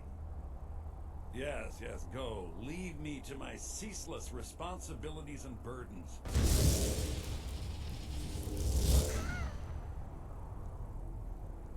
Well, there you have it. All right, before we go in and get his attention, if he's just going to sit there, welcome to the the blue wing of the castle. Now, I have played this game. I definitely know what all this is. We're going to kind of play out the dialogue, but I'm not going to pretend when we get to the actual meat of it. But I want you guys to be able to enjoy the dialogue. I find it pretty fun. One note in there. So this is Pelagius the Fourth, I think, who was the Mad, right? We've read about him in several of the books. I'm not sure where Martin falls in the God King thing. And I haven't ever finished this game, but I have a feeling that all those things play in, right? Martin became a God King. Now, was that Tiber Septim? Thalos worship stuff? Or somebody else? I don't know. From a Nord Skyrim perspective, we only know of him having become divine, right? He's the only one. However, this guy right here, we actually have a lot more about him now, thanks to the latest update of the game, which is the one that brought in the Saints and Seducers, the two bands of rival bandits, right? And they are both, as far as I know, and we haven't really dove into the books as much as we should. We've read the ones related to the quest and all that. But there's a lot of stuff about their worship of Sheograth. I think I can... Okay. In need of the captions. Sheogath is the god of... the Daedric god of madness. Right? So, Pelagius the Mad, he's certainly got a connection with... And that's why the crazy beggar Denir or whatever, who gave us the hip bone and asked us to go in and bring his master back, they're all some level of insane, right? Through the god's influence as much as anything else. Now, whether they seek him out or whether he causes all that effect, I don't know. But that's who this dude is, as we'll learn here a little bit. But that Martin, and then they talk about butterflies, a fox, a severed head, and cheese being involved. I still don't know. Are we going to find something out about that? Certainly butterflies seem to have a couple of mentions throughout, and I've always wondered, like, oh, is that the mammoth cheese bowls or some of these other cheeses? No idea. Or maybe it's just throwaway stuff, because we're dealing with the Daedric god of insanity here, madness. So, all right, let's check it out. Here we are. Sheogorath. There we go. How rude! Can't be bothered to host an old friend for a decade or two. Yeah. Who are you talking to? And I know I've covered a little bit of this. The third. Oh, the third. Now, okay. Surely even you know about Pelagius's decree. On his deathbed, and this was inspired, he forbade death! That's right! Death! Outlawed! Ooh. It's good effort. Wait. Inside the mind of Pelagius, silly. I thought we were in the castle. Oh, is it your first time? Why, I think it is. Okay. Well, I'm here to let you know. Really? Ooh. He jiggled that mammoth snout. A song! A summons! Wait, I know! A death threat written on the back of an Argonian concubine! Those are my favorites. Well, yes. Spit it out, mortal! I haven't got an eternity. Actually, I do. Little joke. Oh, sorry, I forgot to laugh. What's the message? I think I made a mistake in coming here. That was not the message. The message was I was asked to retrieve you from your vacation. Where? See, that's what happened to me. By whom? Wait! Don't tell me. I want to guess. All right, guess. Was it Molad? No. Well, like Little Tim. Ball? The Toymaker's son, huh? Oh, yes. The ghost of King Lysandas? Or was it one? Yes! Stanley, the talking grapefruit from Passwall. I'm wrong on all accounts, aren't I? That was some awesome options, so. No matter. Honestly, I don't want to know. Why ruin the surprise? That's a good way. But more to the point, do you, tiny, puny, actually think you can convince me to leave. Wow. Because that's crazy. You do realize who you're dealing with here. Mm-hmm.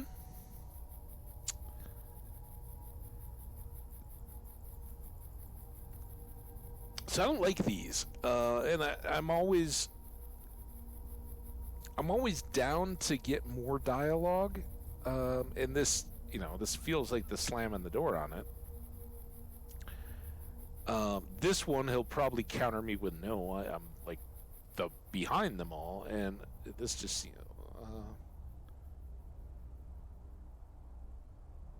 I mean, is he the mad god or just? Jolly good guess. Oh, look at me! But only half right. I'm a mad god. The mad god, actually. It's a family title. Gets passed down from me to myself every few thousand years. Now, I don't think I've ever said that. You can call me Anne-Marie. But only if you're partial to being flayed alive and having an angry immortal skip rope with your entrails. No, Anne-Marie, that doesn't. Oh wait, I mean. Call me Sheogorath, Daedric, Prince of Madness, Charmed. That was a lot to take in. All right, yeah. Let's downplay the skip and rope with my entrails. I think that sounds bad. So after all that, what do you say we get out of here, huh, Sheogorath? Now that's the real question, isn't it? Because honestly, how much time off could a demented Daedra really need? So, here's what I'm going to do. I'm going to leave. That's right. I'm done. Holiday complete. Time to return to the humdrum day-to-day. On one condition. Oh. You have to find the way out first. Well, good luck with that. Okay, what's the catch? I do love it when the mortals know they're being manipulated. Makes things infinitely more interesting. Care to take a look around? This is not, I dare say, the Solitude Botanical Gardens. Have you any idea where you are? Where you truly are? You told me already. Welcome to the deceptively verdant mind of the Emperor Pelagius III. Ooh. That's right! You're in the head of a dead, homicidally insane monarch! Now, I know what you're thinking. Can I still rely on my swords and spells and sneaking and all that nonsense? Sure, sure. Or you could use the Wabbatak! Huh? Huh? Didn't see that coming, did you? Nope. Did not. And he's actually kind of lying there, because no, you cannot use any of these good things except for the Wabbajack, which now should be. There we go. That was why we got down to bare knuckle boxing as we came in here. So, hope you guys enjoyed our little chat. We'll have a little bit more. I thought it was particularly fitting, returning from vacation, to come out here and talk with the vacationing Daedric god. But we are inside of Pelagius's mind, and we have to quote unquote fix him so that we can get Sheogorath to leave. Do you mind? And in doing busy doing the fish stick. It's a very delicate state of mind. I see. All right. yes, they are. All right. Oh, good choice. Oh. Well, good for me. I find everyone being out to get you so terribly entertaining. You might find it less so. Okay. You see, Pelagius's mother was, well, let us say, unique. Although I suppose, in the grand scheme of things, she was fairly average for a septim. That woman wielded fear like a cleaver. Or did she wield a cleaver and make people afraid? I never get that part right. Oh, but she taught her son well. Pelagius learned at a very early age that danger could come from anywhere, at any time, delivered by anyone. Okay. Danger.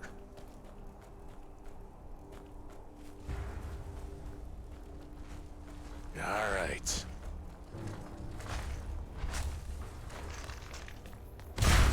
Oh. The objective here is simple, you simpleton. Use your Wabbaja to defeat the enemy, but they do the same. All right. We got kind of an arena battle here. I don't know if these are astronauts, stone-like astronauts, or golems, or what we call them, but they're obviously kind of rock'em sock'em robot situation going on here. And as I've said, been here, done that. So you're not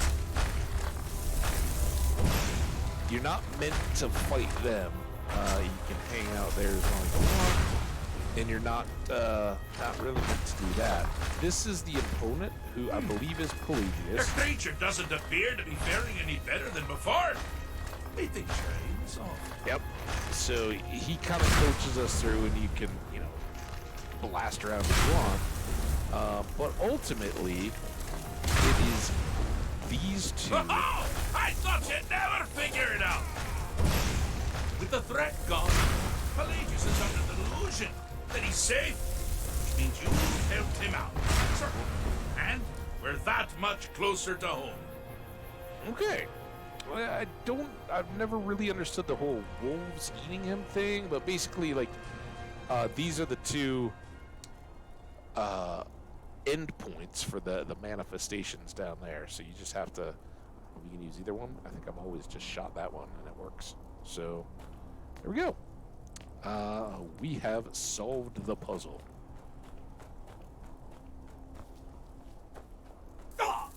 And it is kind of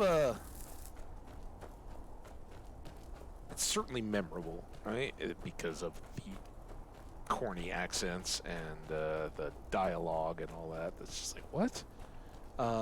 But I truly think it's one of those first encounters. Ah! Now this is a sad path. Pelagius hated and feared many things. Assassins, wild dogs, the undead, pumpernickel. But the deepest, keenest hatred was for himself. Okay. I think the first time, trying to figure these out the first time, and you're stuck, right? There's no way to get back out. You're like, what the heck just happened? There's some real puzzling here. And again, we The get attacks he makes on himself can be seen here fully. They're always carried out on the weakest part of his fragile self. The self-loathing enhances Pelagius' anger. But his confidence will shrink with every hit. You must bring the two into balance. Okay. So you have these, and I think, man, I don't remember what. Is there a way to target enemies or get info? Like sometimes you'll see. Okay, there's anger. So this is anger. Hi, anger. Can I talk to you? And then this is confidence, right? So he said that his anger with himself weakens his confidence every time he attacks. So, see. Now that You seem to be having a small problem. Or perhaps it's a big problem. Maybe if you shrunk the whole thing down a little first. Now I don't know what these guys are all about. Self-doubt. I've had enough of What? Dang it. Now where'd he go? Here, get big again, dude.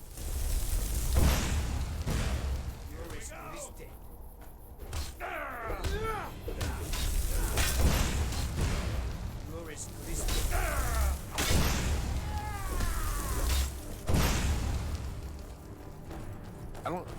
Oh, now they're even. Confidence seems to be doing all right. Here, can I make you big? Here we go. No!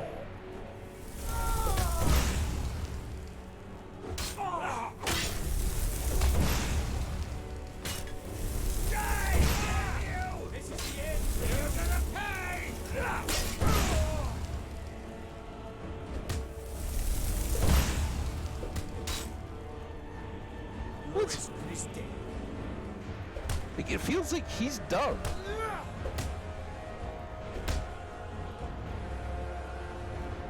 I don't know. I don't know if it's just my older platforms and all that. I've never seen self-doubt, those little ghost guys, show up. I don't know what I'm supposed to do with that. Like, usually you just make confidence big, and then confidence beats. This is the end for you. I make you bigger? Get bigger confidence. Confidence is like, whatever.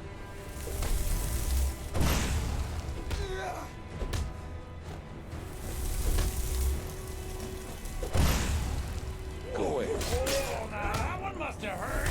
I'll gut you like a horker. Guts you like a horker. Someone there?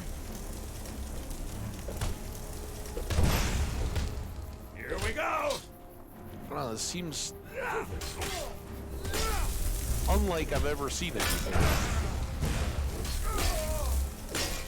Alright, now. Are we good?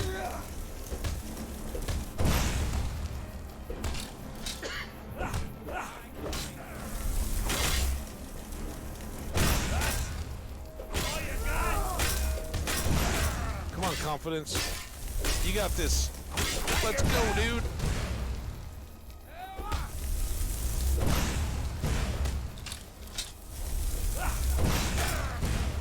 Wonderfully done. Oh! Aegis is finally ready to love himself.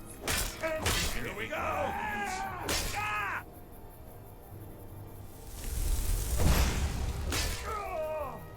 Okay. I think he won out. He went back to normal size. Is that what happened? He went to giant and then shoot back down. But we got the blessing. It sounded like. Yeah, I'm not sure if you're talking about, like, I think these were all parts of Pelagius, right? This is all the dead homicidally insane emperor. Do I have stamina here? Alright, here's our last one. You've headed down the path of dreams. Unfortunately for you, Pelagius suffered night terrors from a young age. Night terrors, huh? Alright.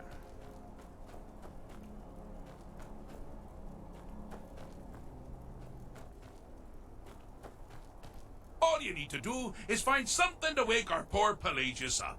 You'll find his terrors easy to repel, but persistent. Okay. A little grove here.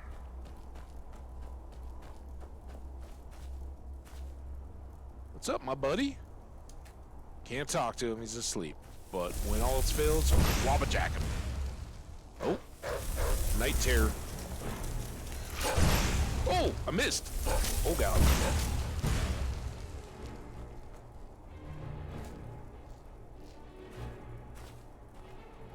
Hi. Oh, look at you. All right. What's this for? Oh, yeah, I gotta hit him again. You picked a bad time to get lost. All right. There you go. So, if you're not seeing the deal here, you hit him, it generates another night terror. We hit it, and then it turns into something much less terrifying, like a dancing kid instead of a barbarian, or a goat instead of a wolf. They get tougher, but as long as they don't kill Pelagius before we hit them with a one-shot, we're good. Alright, so now this one became the sultry mate. Ooh, what kind of dream? Dude, come on, man. Nope. And then we got a flame atronach, which became a campfire. That's kind of cool. Alright. And what we got next? Oh boy. A dragon priest? Now, that's What something to crow about. With Pelagius up and about, you're moving right along. We'll both be home in no time. Got something to say? He sounds so much like the shopkeeper at Whiterun, right? Oh, nothing in the dream chest. There we go. We made a tranquil little dream space. Got something to say?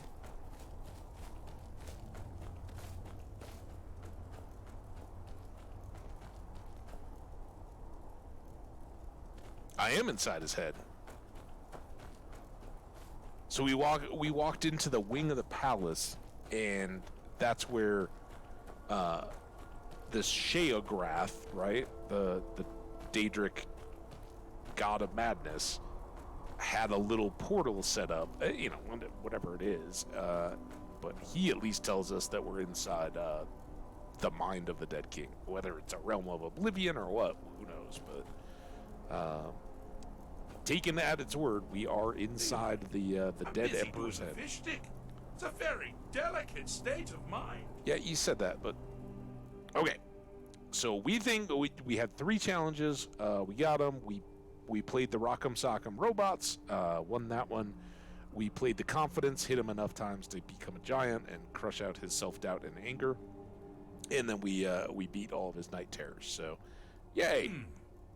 Fixed is such a subjective term. True. I think treated is far more appropriate, don't you? Like one does to a rash or an arrow in the face. Well, but fixed no as a heartless mortal that you are, you've actually succeeded and survived. I am first to honor my end of the bargain. So, heartless mortal. Congratulations. You're free to go. Yay. I have been known to change my mind. So, go. Really. Can you can you do that? Pelagius Septim the Third, once the mad emperor of Tamriel, now so boringly sane. I always knew he had it in him. Well, I suppose it's back to the Shivering Isles. A trouble Haskell can get into while I'm gone simply boggles the mind. Let's make sure I'm not forgetting anything. Clothes, check. Beard, check. Luggage. Luggage. No. Now, where did I leave my luggage? Ah. Oh. Master, you've Oh, here's taken our me dude. back. Does this mean we're going home? Oh, happy times. I can't wait to... Wait, is he the baggage? Yes, that's quite enough celebration. Let's send you ahead, shall we? Who, me? As Oh, for wait. you, Oh. a little mortal minion. Feel free to keep the I'm wallet a minion. as a Hey. symbol of my... I'll just take the damn thing. You take care of yourself now.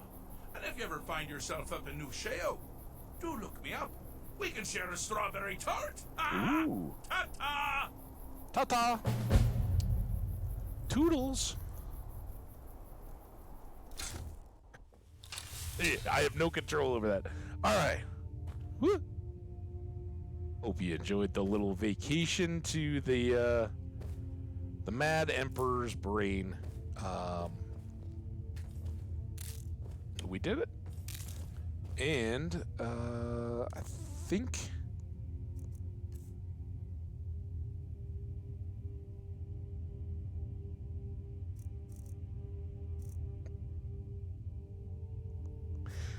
sorry about this, but what is the... Oh, crap.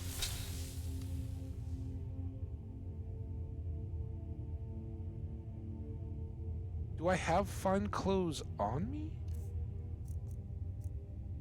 Oh, no, I was wearing... No, I switched, right? I am wearing fine clothes. So he must have given me a full other set. That's what happened, because I didn't have the clothes. I just had the boots and the hat. All right. Well, so I'm glad I checked. That and that. All right. Let's go ahead and save. I haven't even thought of quick saving the whole time we've been playing today. I'm sure we had some auto saves along the way, but that would be a shame. All right, I need to not be ready to punch you in the face. So I think we came from there, and I think we have to go back the same way, maybe, but we're here. Yeah, a little storeroom. I think there's a book.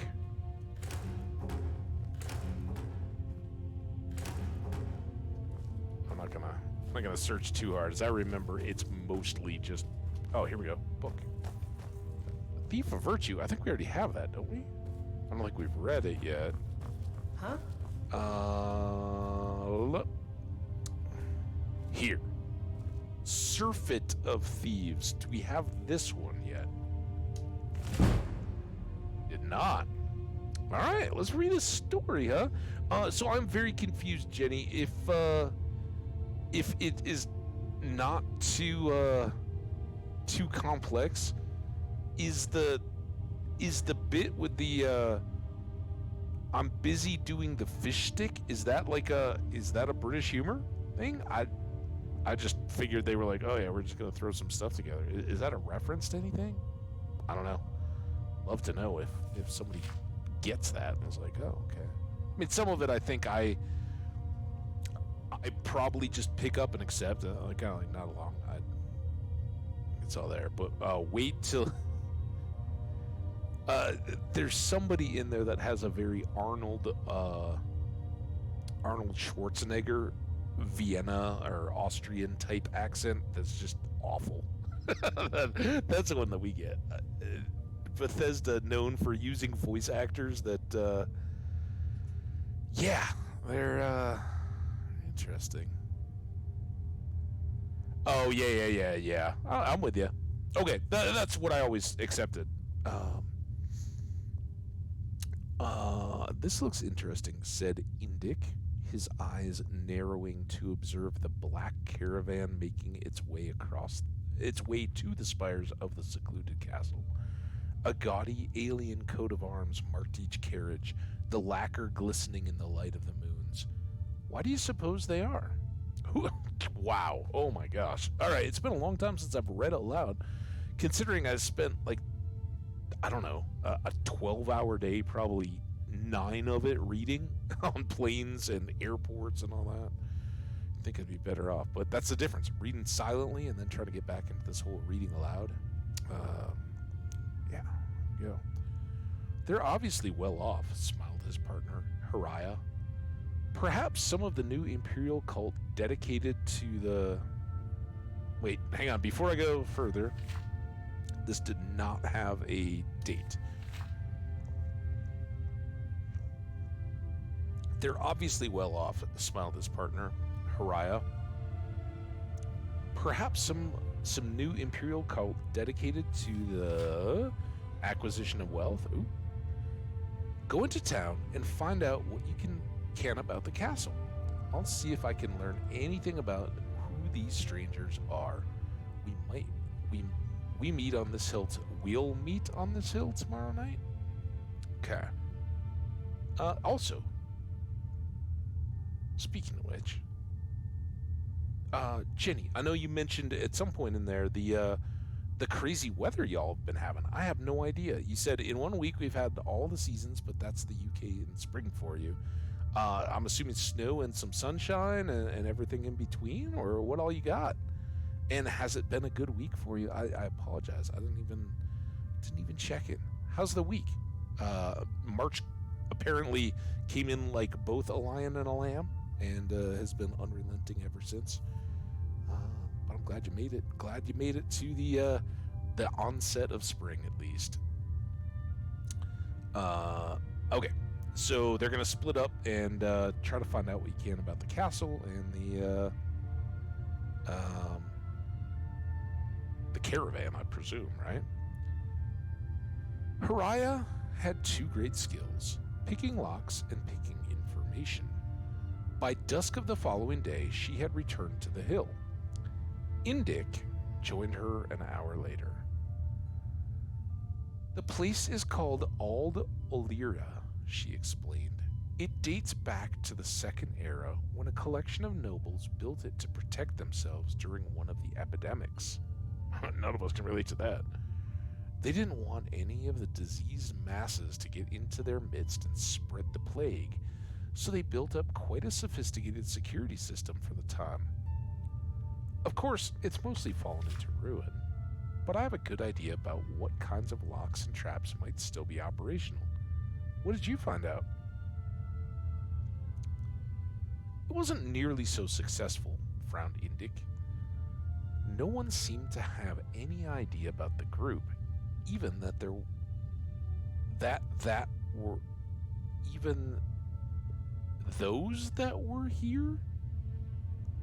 I was about to give up, but at the charter house I met a monk who said his masters were a hermetic group called the Order of Saint Iadna.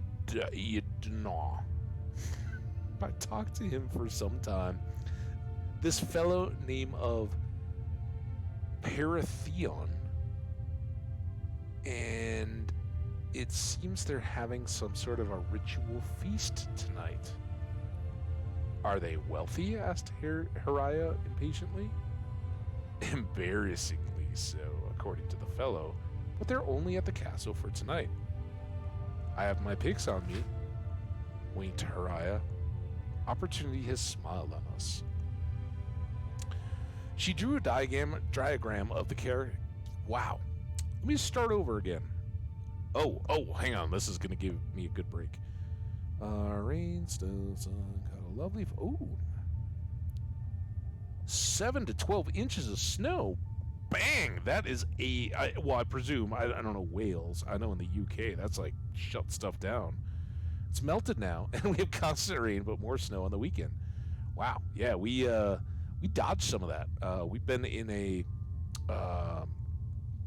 weather pattern here that pretty much since the new year, every Wednesday we get wintry storms, right? Snow and all that, and it kind of has been this, and it makes sense from a weather side, the jet stream and all that, the kind of the storms and the clouds out over the Pacific gather up, and then they kind of just line up and keep coming through, and some are very mild, some have been a little more, but it was set up, and they were talking it up, that Wednesday, yesterday again, was going to be another one of those days, and it was very overcast, and it was cooler, but they were talking that it was going to be like freezing rain and sleet, maybe snow mix, as our flight came in the middle of the night. And of course, I got like a rain jacket I never unpacked once, and some light long sleeves and all that, but and the whole time I'm like, oh, my vehicle that I left at my buddy's house is in the driveway is gonna be coated in ice, and I'm gonna get home, back to my friend's house sometime around 1 something in the morning, and then have to scrape off a bunch of ice while his neighbors are like, what the heck is going on out there? It just sounded miserable. So glad none of that happened. It was dry, just chilly.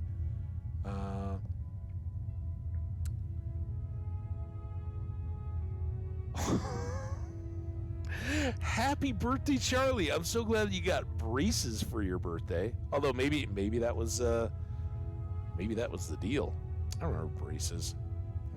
I don't know. For me, they weren't terribly awful. But they tried to do both before and after my braces. I had retainers, and it was not good for me at that kind of age. I lost so many awful stories of trying to track down retainers, all that kind of stuff. So nice. Yeah, I do.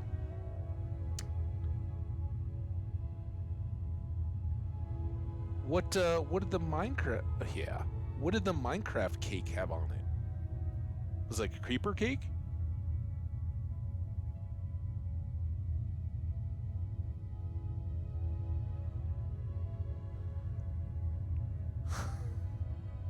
Yeah, mercifully, I never had, like, my sister had the whole headgear thing and all that at night. She didn't have to wear it to school or anything like that. But she had the headgear at night. I never had that, but the whole, like, rubber bands and stuff that you had to put on for the extra tightness or whatever, I don't know.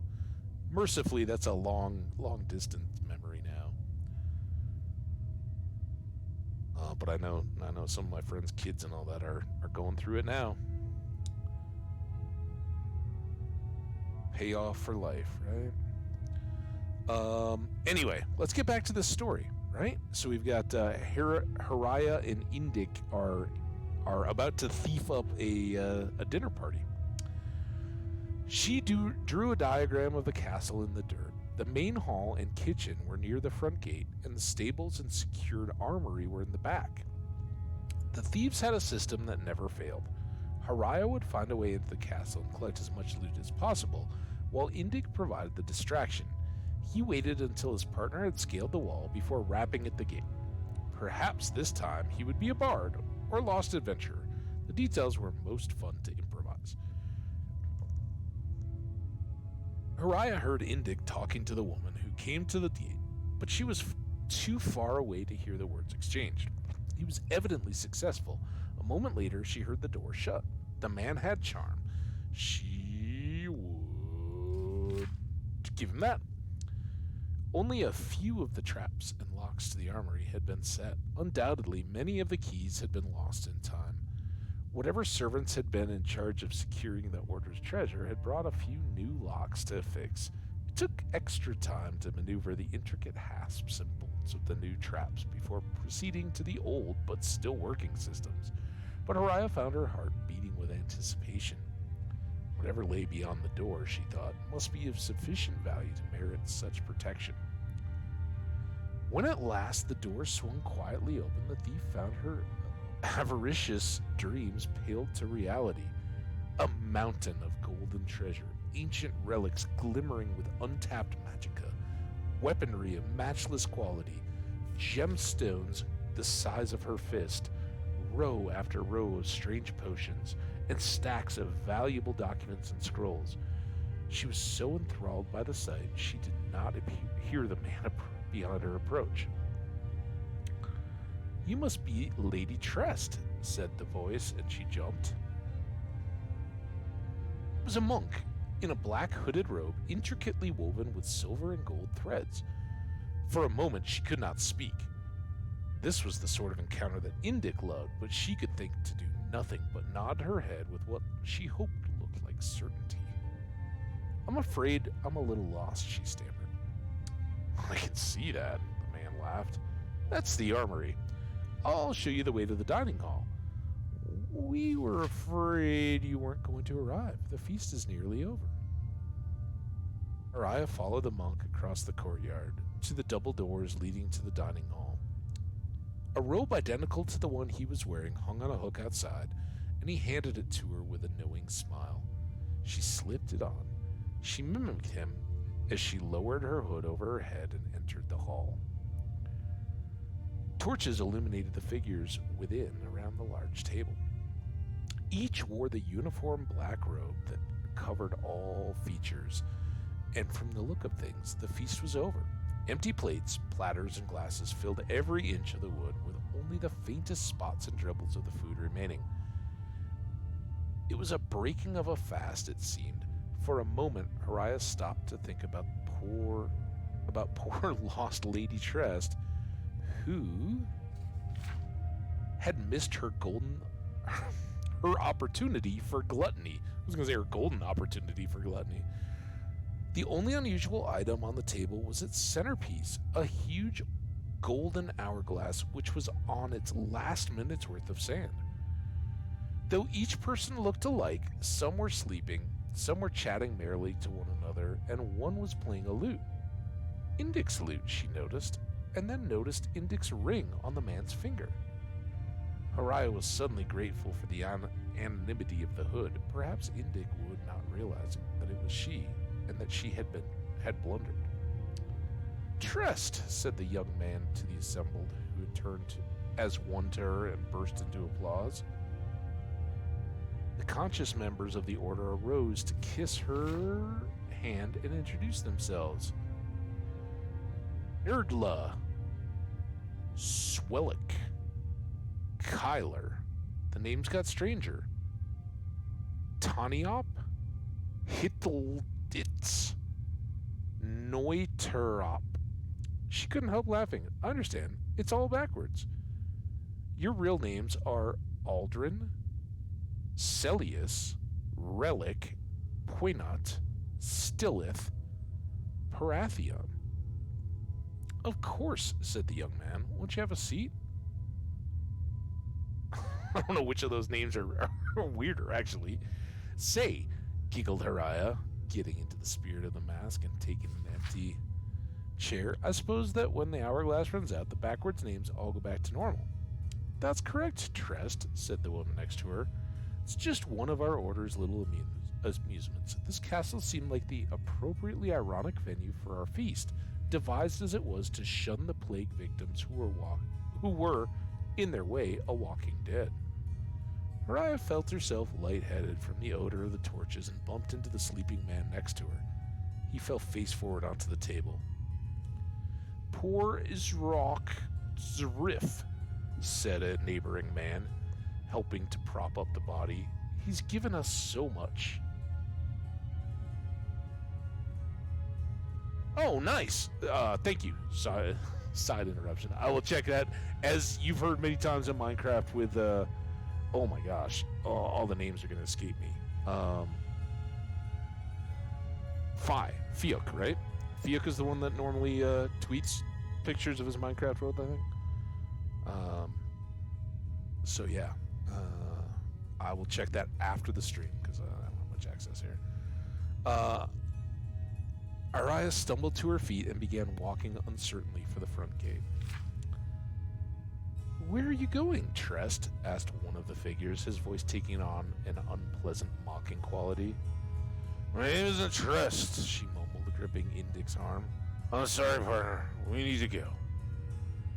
The last crumb of sand fell in an hourglass as the man pulled back his hood. It was not Indic. It was not even human, but a stretched grotesquerie of a man with hungry eyes and a wide mouth filled with tusk-like fangs. Haraya fell back into the chair of the figure they had called Isruok Zerif. His hood fell open, revealing the pallid, bloodless face of Indic. As she began to scream, they fell on her. In her last living moment, Haraya finally spelled Trest backwards. I know, I apologize, guys, a little bit. I read that horribly. I love that one. It's kind of chills. And if you didn't catch it, you should have, because I was reading slowly enough. If you go, they kind of tipped it. I didn't remember that they had all their names in there. So you get the hint, right? Oh, all these people spell their names backwards. Aldrin, Celsius or whatever, Celius. So they got all those, and then they had been talking about poor Ezruok Zrif, who, if you spell his name forwards instead of backwards, it's first course, right? So her partner, who had walked into their trap, right, whoever they ran into had kind of set them up to come and try to rob the castle. In the meantime, the vampires were planning their feast around them. So Indic became the first course, and she was dessert.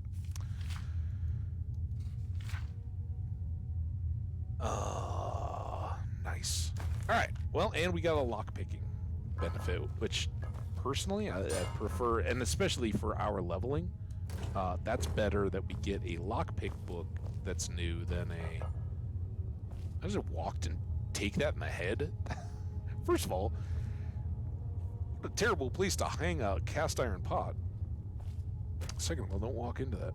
Lots of burned books. And as I said, I think we got to go all the way back up and around to get back out of here.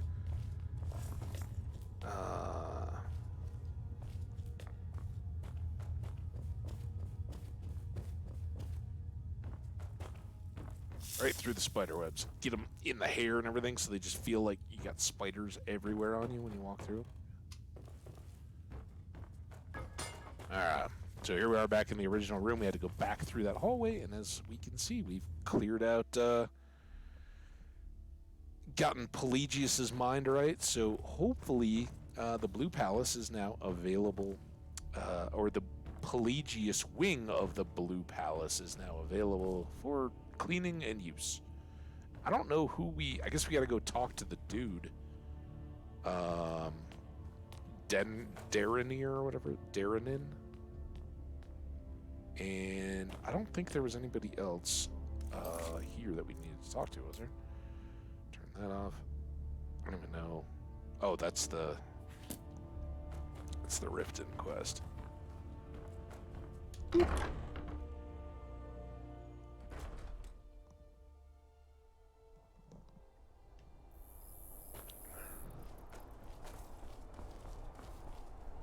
It seems nighttime-ish. Alright, so we got... Man, we're just, like, throwing money at hotel rooms left and right, aren't we? Can we go back in here? What's that? Oh, it's a sewer sound. Oh, like an airplane or something. Where is that crazy guy? The road to Whiterun's not safe these days. Lots of travelers just disappear. South of Dragon Bridge. Can't find a trace. Will my map update? Is that near the cave? Disrespect the law and you disrespect me. Already missed the window. He was talking about the road south of Dragon Ridge going towards Whiterun. Which is an area we got to that one robber band, right? Where the guy had moved the treasure, right? He suspected a mutiny, and so he moved all the stuff first to a separate cave and then off to the island. Of course, we took care of him and the rest of the band, so the treasure was ours. But maybe he's talking about that.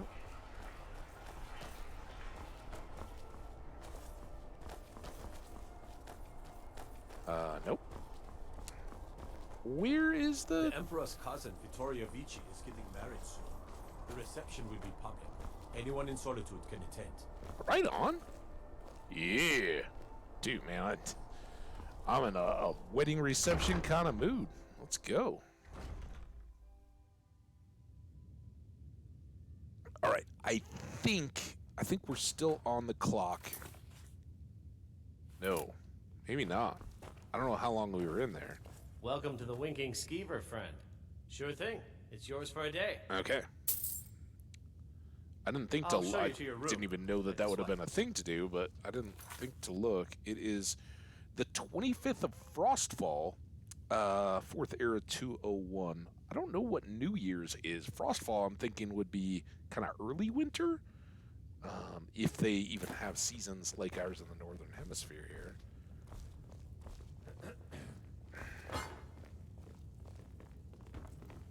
Do do do do do do do do do do do do. You know, corpulous kind of sounds like corpulent, but you seem pretty fit for that, man. Parents give you a big boy name, huh?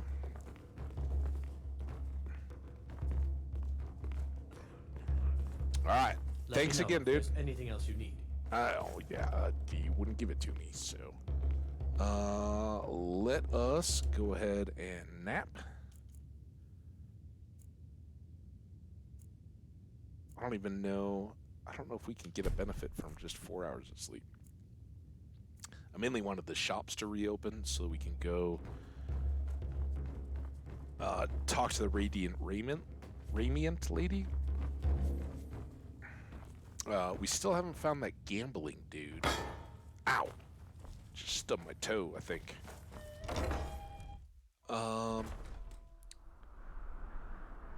Shout out to you, all the folks jumping in. This is what happens in Twitch world. I only notice, I'm not calling out people, as I've always said, unless you want to say hi in the chat, I'm not calling you out. You know what, Noster? Yeah. Spare some gold? I haven't given you one at all today. Thank you. Divines bless your kind heart. Yeah, no problem. I'm still working on that helmet. Now, is this is Radiant Raiment, or is this bits and pieces? Like, that's bits and pieces with the scale. So let's go here. Yeah, there we go. I could have looked at the door. And tell them about wearing the clothes. Oh, what delight. Another charming customer. Hey, you're gonna be. Let me just drop everything to help you. Oh, Don't she's mind? the. Really? All right. Where's your sister? Who are you? You're Ernskar. Ernskar. Unless we have specific business, I'm not interested. He was the one that put the. I didn't know that Iron Hand was his last name. But again, another. When I was a young rascal, I broke a man's arm with a single punch. Of course, I had a horseshoe hidden in my glove. Love it. Yeah, it took the words right out of my mouth. Ernskar. Yeah. Waiting. Seems like an unsubtle way to do it. Hey, could you just take care of those? Debts. Either he pays them or his kind do. His kind? What's his kind? Again. Like, I don't understand. I wish this was like a lesser persuade, right? We'd still get some XP for doing it. Because I don't know this dude. Like, I know Ernskar or Octave, if that's his name, how you say it, was he can't afford them, and I don't even know if it was his daughter or him that was like, "Hey, can you help me out?" I'm totally on board, and it's kind of a Fallout thing too, right? There's an interaction early in the game in Fallout where some drug dealers are trying to collect on a debt that a kid accrued taking a bunch of jet or one of the Fallout drugs, right? And they're like, "Hey, we want our money." And all right, I'm gonna follow you, but I'm gonna keep talking. Unless we have specific business, I'm not interested. Oh, we are gonna. I always kind of side with the drug dealer guy too. It's like, yeah, you're scummy and all that, but arm with a single punch. Of course, I had a horseshoe hidden in my glove. The argument of the mom of like, "Oh, well, you got my kid hooked, therefore he doesn't owe you anything." It's like, well, you're a little late to the party. And again, drugs are bad. Okay. That culture has changed quite a bit since I was a kid. Before you go lock yourself in a room. Either he pays them or his kind do. So, long story short, I guess for the speech XP, I gotta do this. I would gladly pay it. I would just like to get a little XP out of it. But fine. You sound like a priest of Mara, but I get your point. Tell him to forget about the gold. Always have your shield at the ready. I mean, it seems stupid. Like we've invested a ton in raising up our speech so that we can do those kinds of things, right? Also, all these Wolf Queen books, Patema is that Wolf Queen, right? We've heard. I don't think we've read the Wolf Queen series yet because we don't have all of them. So we may hold out on that Wolf Skull Castle thing for a bit. See if we can get the other books. Where am I? We're trying to find the other, not Indari. Hello, I'm Gisli, but you can just call me Erica's sister. Everyone does. All right. Welcome to the center of the world. Damn it! Or at least my brother Erica's world. We'll speak again later, if we must. Oh, who do I gotta talk to about? Another charming customer. Where's the quest lady? And I say that, and you're not the. I'm a little busy at the moment. I've got all. I say that knowing that I don't want these on. Right? I would much rather look around for it. Like in life, you don't get to go walk to the little marker. Oh, is that her? Fresh fish, straight from the fjords. No. Who are you? You're Roarland. As High Priest of the Eight Divines, I bid you welcome. I don't think we've met you. Do you have any quests? I'm afraid I'm running errands at the moment, but please visit me later at the Temple of the Divines. Okay. Yeah, we talk about interesting accents. There's Unless we Ernskar. have specific business, I'm not interested. All right, that's fine. Are you the? You look like an adventurous one. I bet we're kindred spirits, you and I. She's a bard. You were there for Rogvir's execution. Oh no, she's the mean Most lady people from. head over to the Winking Skeever. Yep. If you're not interested in music or drink, you can at least talk to Corpulus. He can fill you in on any of the latest gossip. And rent me nightly rooms. This is what I was trying to get. Perhaps, but necessary. As you know, my cousin Fura died out there fighting I do for know. us. She wouldn't have had to if it weren't for Rogvir. Yeah. All right. Thank you for helping my aunt earlier. I'll see you around. Wow. All right, you're kinda not actually as mean as you used to seem. Where are all the people I need to talk to? And again, I know I could turn on the markers, but it seems like having to look around in a city for some of the Being people. old's not so bad. Daughter keeps me fed, and my working days are done. Well, listen, dude, quit your gambling when you got no Too old money. to work, but that don't make me too old to drink. Yeah, that's also not cool. Like, dude, man, take it easy, huh? Take my advice. Never gamble. Damn Ernskar has me in debt up to the eyes. All right, take your own You've done a advice. fine thing for me. You know, I used to be quite a warrior in my day. Let me show you a thing or two. Oh. You should speak to my daughter. Hey. She's the brains of the family. All right, thanks, man. Two-handed XP. Got nothing better to do than bother an old man? Wow. Seems Oh. there's always more to be done. Lizette. Fletching suits me. It's difficult and sometimes tedious, but a well-made arrow strikes forth like the fury of a god. Oh, you play old school RuneScape too? Yeah, man. Ah, yet Fletching. another new face. I'm from Hammerfell, you see. I can hardly keep track of all the people I've been meeting. Maybe we did talk to this When guy. the dragon attacked? Yep. We've heard rumors of death and fire from the skies, but no real news. Well, yeah, there you go. Then we should soon be selling Maybe arrows not by all the bushel. rumors, but A sword is no good against a dragon. Good to so I was talk to gonna a say, fellow traveler. shout out to everybody who By blade follows. or by I don't spell. know if it was I'll make it. somehow. Well, maybe it will change later. Maybe I don't know. I don't know. Does follower count? Is that real time?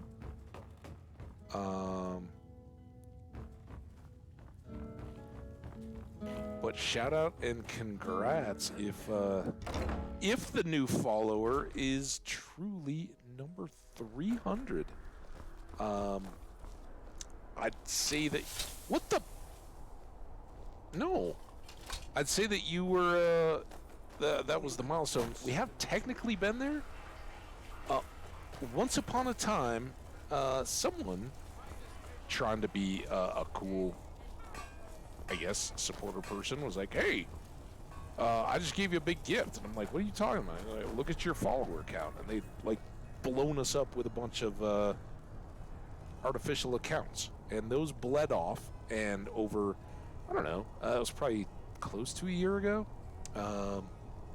As those bled off, we've replaced them with real awesome, cool people like yourselves. So shout out and thank you to all the people that like to follow. So this is the Fletcher, right? This is where that dude works. I don't know if he has a staff. I think his shop is open. This was the one we accidentally almost broke into, too. I did want to come back here. All right, look at this. So Juanam, I don't know what his name was. Start with a J. Welcome, my friend. How may I help you on this fine day? Maybe he'll tell us True, something. I may look the part of dashing swordsman, but I prefer the art of wit to that of warfare. Oh, interesting. So I don't think he even makes the arrows. I think he's just a shop clerk. I need some arrows that can take down Why, a dragon. Of course. And will you also be needing the bow that shoots rainbows? Yeah. Or perhaps a quiver that dispenses beer? Yes, all... Look, if you want arrows, we have them. But don't insult my intelligence. Dude, you can use a steel arrow in a pinch. I just... Take a look.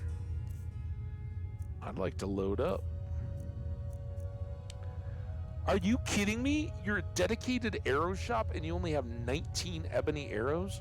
Dude, don't go making jokes about rainbow bows and beer quivers. I want all that. But mainly I wanted ebony arrows, and I thought you'd have like 100 of them for me. Dang it. All right, well, catch up to 1,000. I know I'm rusty, but come on, man. 10:30, so this is going to be even worse. 12:07. Oh, did my speech go up? I'm not wearing the mask or the Zenithar thing, am I? There you go. Rainbow bullet. Hey, I'll take a rainbow bandolier. How about that?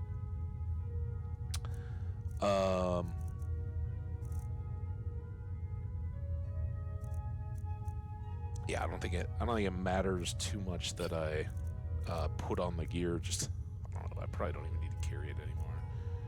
235, 147. I think we'll take 2 of those. It'll all come back to bite me at some point, but all right, dude, get Perhaps more I'll be ebony seeing more arrows. of you. I hope so.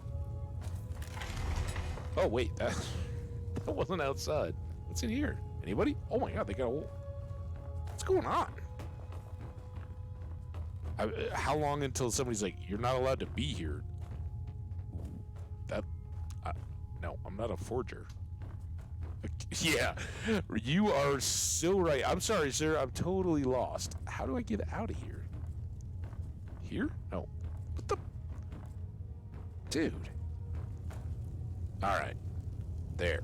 Forge? Is this a... I don't even think that's an actual forge. I think it's just the golden ribbon of merits. Interesting.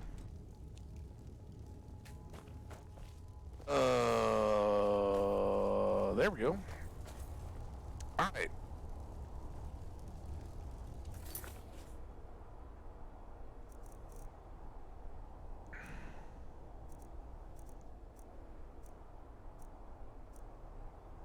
Oh, we still gotta find the madman guy, right? Or is that over? Is it done? Maybe it's done. Lights out. Yeah, I guess it's gone, right? As long as I'm not missing it. We don't. Maybe he's gone. Maybe that's why I thought I had to go talk to him and tell him like, "Hey, congratulations, your master's back." But that wouldn't make any sense. The whole deal was that the Daedra was gonna go. Oh, it's Terry. That's the Tari. Te'eri. I just haven't found her. There's some kids. They probably want to play tag. Are you Te'eri? Dean Inga says a bard can never have enough practice. So, would you like a tune? Oh, did you need something? Is that... Am I supposed to be getting the joke there that, like, she actually doesn't want to practice? She's just teasing us? Where is this lady? Te'eri. You're not Te'eri. Aaron said you got here just before the execution. Must have been a lovely first sight. Pretty much. Who Welcome. are you? Look around. Wait. We've got everything you could want in life. At least, that's what Birand always tells me. Birand Bearclaw. Are you Seima Bearclaw? Are you guys related? Trinkets, odds and ends, that sort of thing.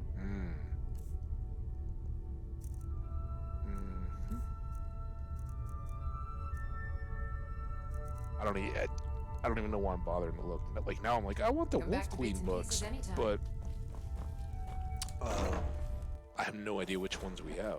So whenever our journeys take us back, is she in here? I'm a little is she? busy at the moment. Oh my God. If you're looking for potions, you should talk to my aunt, Angeline Morard. She's grieving. We're not gonna bother her. You look like an adventurous one. I bet we're kindred spirits, you and I. Ooh, I didn't know you were adventurous.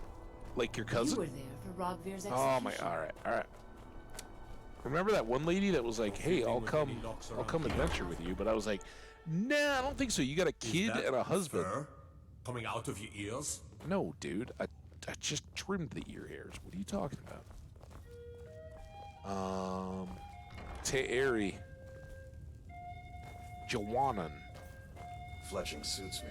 It's difficult and sometimes tedious, but a well-made arrow strikes forth like the fury of a god. Seems there's always more to be done.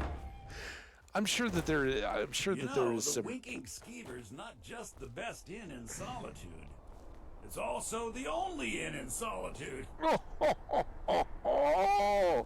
Where is Te'eri? She's not in the inn. She's not at the market. Is this her? Are you Te'eri? Good afternoon. You're Greta. I'm not looking for conversation. Who's your brother? Rogvir. He opened a gate and they executed him for it. Sorry? He opened a gate and the wrong man rode out of it. If that man hadn't been Ulfric's Stormcloak, if Ulfric hadn't killed High King Torrig, but it was Ulfric, and he did kill the High King in honorable combat. My brother refused to allow the Imperials to take revenge for the deed. So now he's dead. So he did what he thought was right. Like Rogvir, you have a Nord's heart. It's hard for many of the people here to understand. I think Aldous understands. I don't think I could have stayed here if anyone else had... I think I need to be done talking for the moment. I think we already had that conversation. Okay. Te'eri. Could she be down at the Bard's College? Like, this is the Hall of the Dead. We went in there. This is somebody's house that we couldn't go into. That's somebody's house we can't go into. That's somebody's house we can't go into.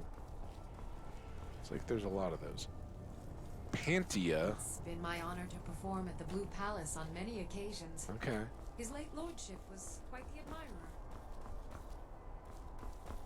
I mean, I don't think she'd be inside, right? Would she walk all the way down to the docks or something? Damn it. See, I've imposed this whole I don't want quest position, markers. Dean of History, actually covers a wide range of subjects. I teach poetry, writing history, and the finer points of court life. Arya? I have Yarmo? faith that you'll return with King Olaf's verse. I thought actually I was going to be doing a lot. I wish only to graduate and enroll with the Legion. My drums will lead our troops to victory. Okay. Little drummer boy. What a fascinating time to be alive. Mark me. Yorn. Will be remembered. Let's remember that Yorn is a little drummer boy.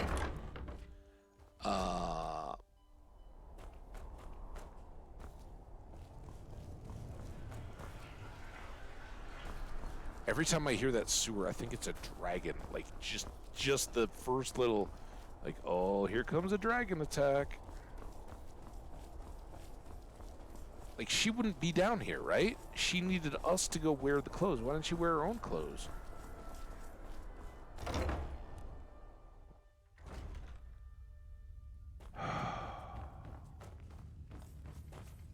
Oh, hello. Just tidying up. Are you my gallant hero? Have you come to whisk me away to a life of adventure and romance? What do you think, Gertie? Am I the romantic hero type? Alright, these are all the same people. Dang it.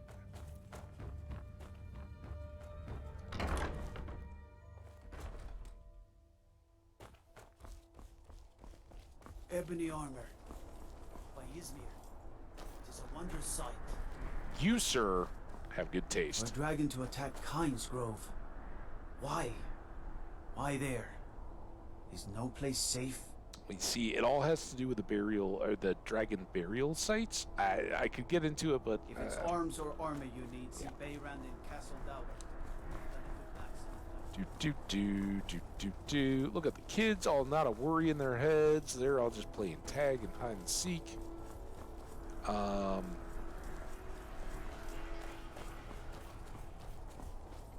This Iron Hand again? Yeah. Unless we have specific business, I'm not interested. Okay. I would love it if games like this had a built-in mechanism of like, hey, do you know where I could find so and so? And like some of them would know, maybe a trustworthiness factor of like, this person is just gonna send you the wrong way for spite. Hey, wanna play tag? No. Sure, whatever you say. I don't want to talk. Why not? I'm sorry about your uncle. Okay, if you don't want to hear about the dragon. Yeah. That was in hell yeah. Was it big? Did it breathe fire? Yes and yes. Oh my goodness, yes. Wow, I knew it. I knew they were real. I have to remember to tell Papa. Gulp. Wait. Oh, it was her uncle that died. I don't have anything to say. I'm sorry about your Thanks. uncle. Papa talks about it some. Mom doesn't say much since Uncle Rodgear died. She doesn't even go to temple anymore. Oh. I wish she would. At least that way she'd have people to talk to. Oh, yeah.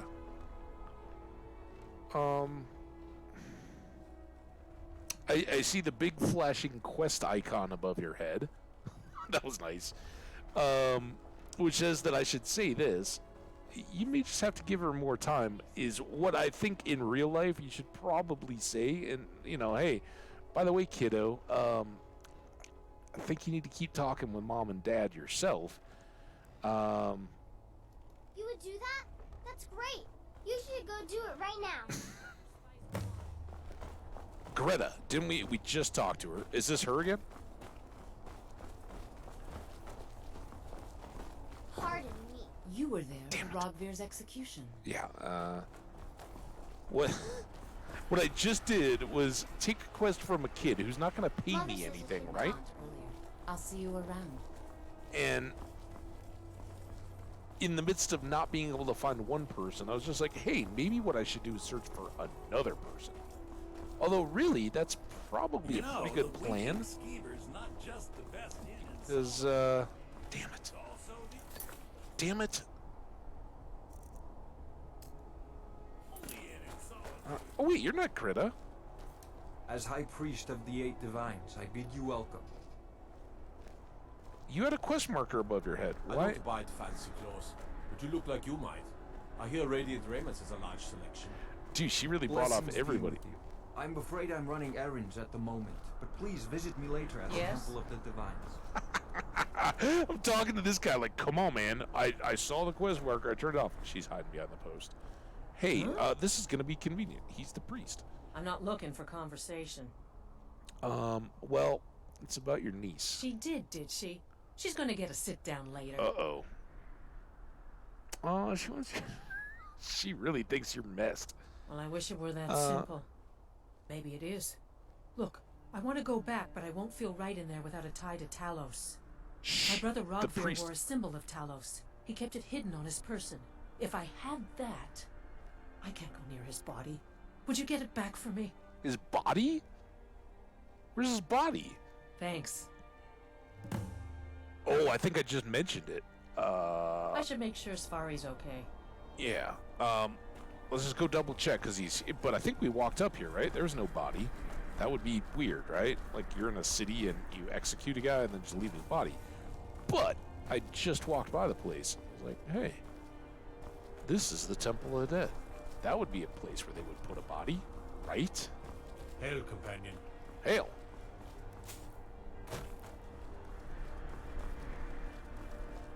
I'm a little busy at the moment. Wait, are you... Oh, you're Vivian.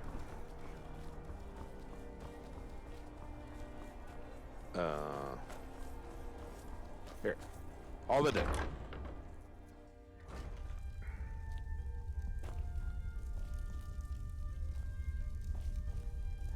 Sure.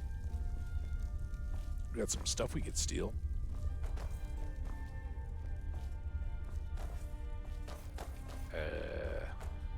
Damn it! Why? Go away.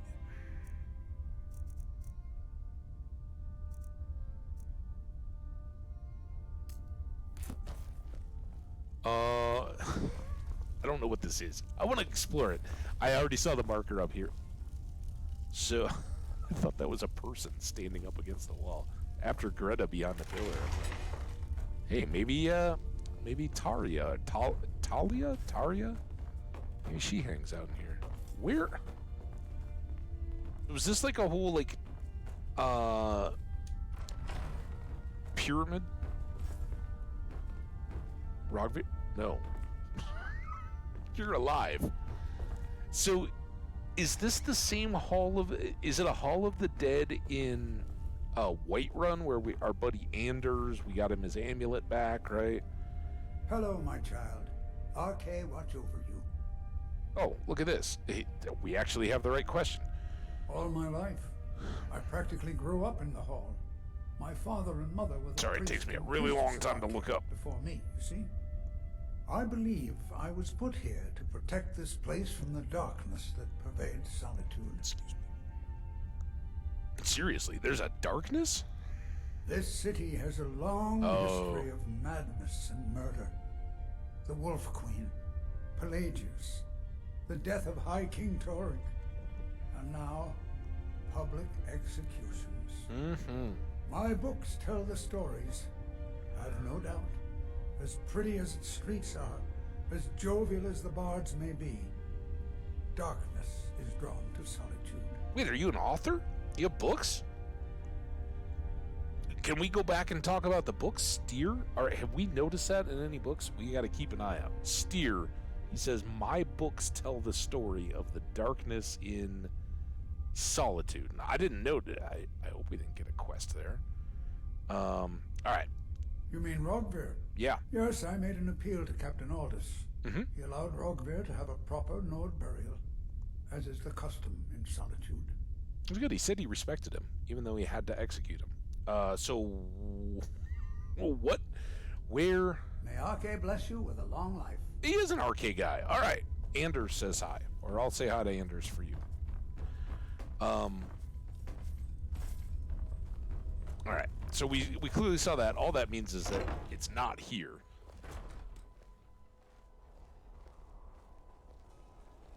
Got graveyard.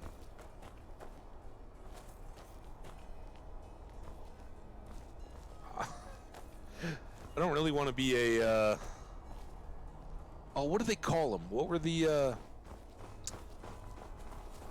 grave robbers, back, like Frankenstein and Dr. Jekyll, Mr. Hyde. Basically, the beginning of the whole, medical colleges and things need cadavers to do experiments on and learn about how the human body is designed. Actual autopsies, right? Or dissections. They had, basically, Dickens, right? Was it Dickens? There's plenty. I think Dickens had some characters that would always come back from their work with their pant leg. Oh, it's Tale of Two Cities, right? Isn't it Tale of Two Cities? I can't remember what the term was.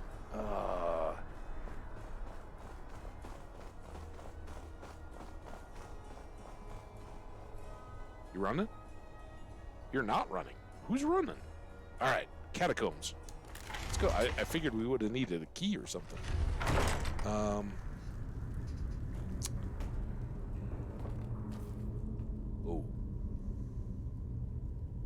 What do we have for a shout equipped? I assume it's Fusroda, right? We don't have anything. That's odd.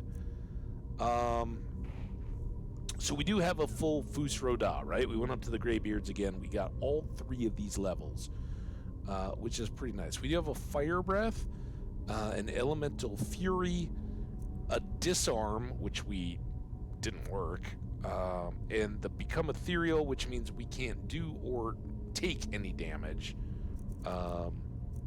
and of course our jumpy one that we've used a few times to get to places off pillars and things like that. But that one's not gonna work. I don't know. I'll just have that one, but maybe we'll just. Oh, should we shout him? I don't think we've. What? Damn it, Gertie! I wanted to practice. I thought Z was our shout. Wait, did we move? Hang on. We moved shouts to something else, and I have no idea what it was. I know that Z is the original one, and it was not a good. We made it G. All right, G is our shout. Gertie, let me get one. All right.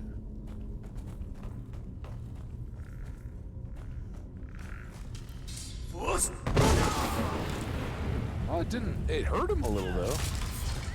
That really hurt him.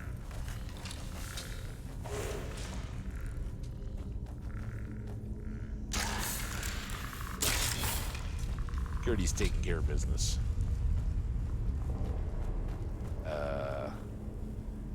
Wait, the Hall of the Dead. That was where we just were, right? Is he got a little? Oh, there was stairs down that I didn't go. Might have been able to do all this. I'm thinking he's gonna be pretty fleshy when we find him, right? Like not just a regular old skelly. Rogveer. Hello, Rogveer. Could I go to the recent dead? Is this where we just... All that shouting got me turned around. Alright, that's the... Alright, here we go. Back down into the hall. Maybe we do have to go into... Oh, what's this?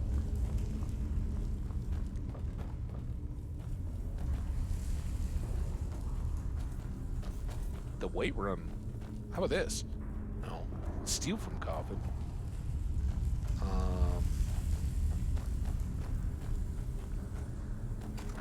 Weight run had an unusual... Yeah, he's gonna be ripe.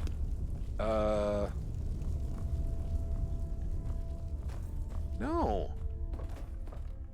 See, this is back in the house, so we did need to be in here, I think.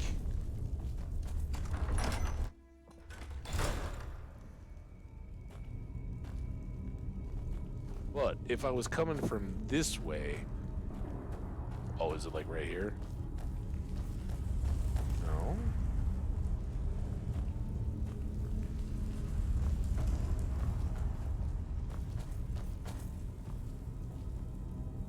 Alright, this is quickly getting a little confusing. Looking for one corpse, slightly detached head.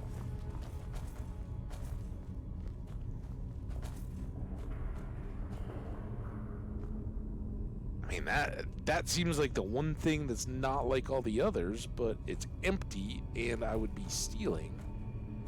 I don't think he already made the jump into angry Skelly. What the? Is he back here? Like, he's gotta have a special spot, right? Like, they're not gonna just stick him in a wall somewhere. Oh, look at that. He had spot 17F. But here I'm back again. Here.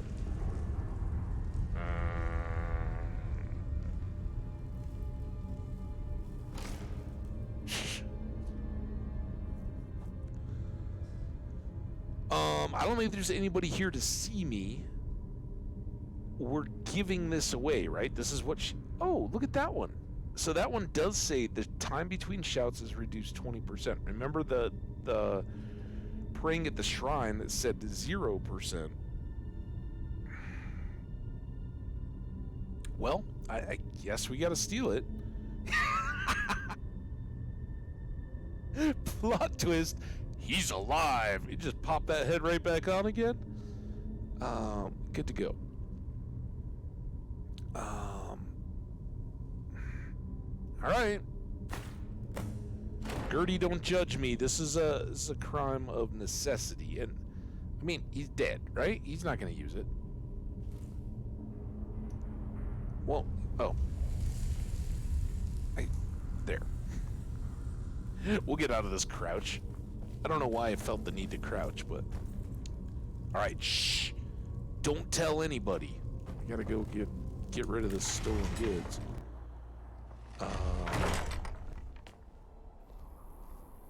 Wait. Is this where we... Oh, yeah. The graves were just too hidden. I'm like, where are we? Alright, so now... Dang it. I swear.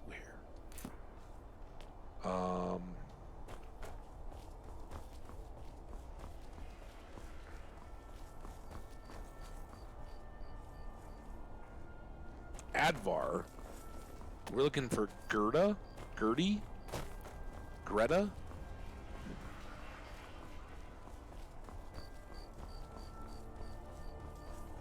Eriker. Wait, that's the noble dude. Look at him. He's got like some Masonic symbols going on.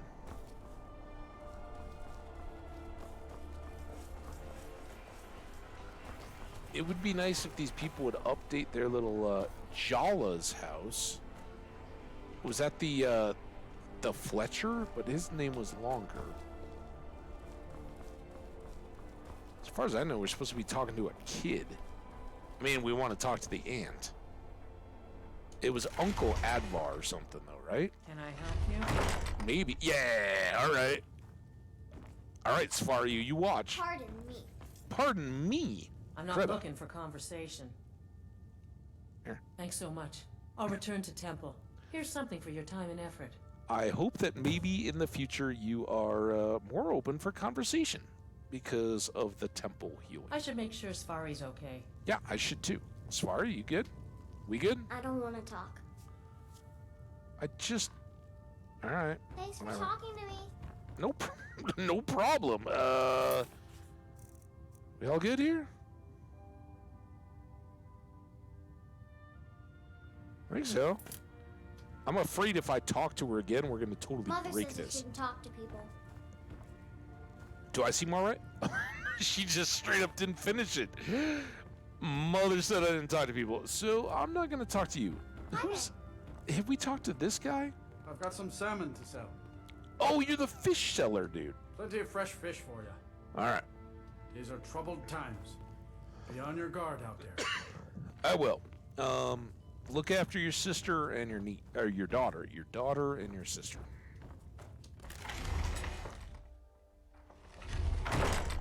Whew. Did we ever find the dress lady? Damn it. Are you the dress lady? No. Sorry, I was lost in thought. I'm planning my wedding this year. I know. You were down at the docks, too. The winking skeever's got warm beds and cold meat. You look like you could use both. What I could use is this dress lady. I didn't notice that. We think that's a horse or a dragon? Don't think you can barter with me like one of those damned shopkeepers. It's very wolfy.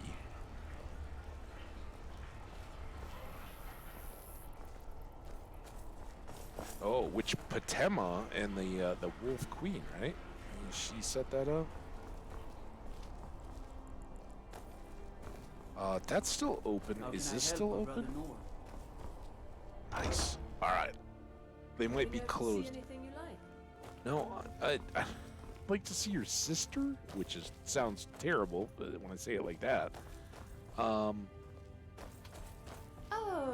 what delight. Another charming customer. Why, hello. Listen, Here to buy?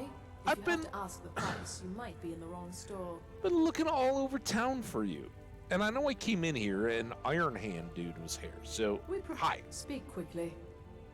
No, wrong. Here. We already had those. I don't know why they showed up again. Elisif loved the outfit. She'll be placing an order soon. That's wonderful. You've Yes. done us a great service. As promised, the outfit is yours, and here's something for your trouble. Oh, thank you. $750, not bad. I mean, we did spend like a day and a half looking Thank you for for her, your so patronage. diminishing returns, but hopefully she'll be nicer to us now. Oh my gosh, I really thought we were going to be getting... Spare some gold for a veteran? No, I gave you gold already today in-game. Not even just in the stream. Yeah, look out. What do they say every time you bonk your head? Be careful. Watch what you're doing. There you go. You just did it. I was just copying you. Don't you get all attitude-y. Got to thinking. Maybe I'm the Dragonborn. I just don't know it yet. Should we shout at each other and find out? All right, now where are we at?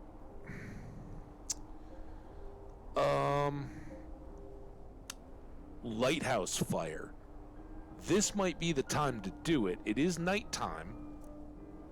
And you know you can afford a septim or two. You know I already gave you one. He'll be much better. Oh, dang it. Oh, my elbow. I got a bug bite right on my elbow, and it didn't even start, like, I didn't even notice it or start itching until after I got home. That was how way they were, though. Like, I don't buy fancy clothes, but you look like one of the early nights, it was like 2 of the couples, and then me and the other single friend, and it was the night of the rehearsal dinner at the resort.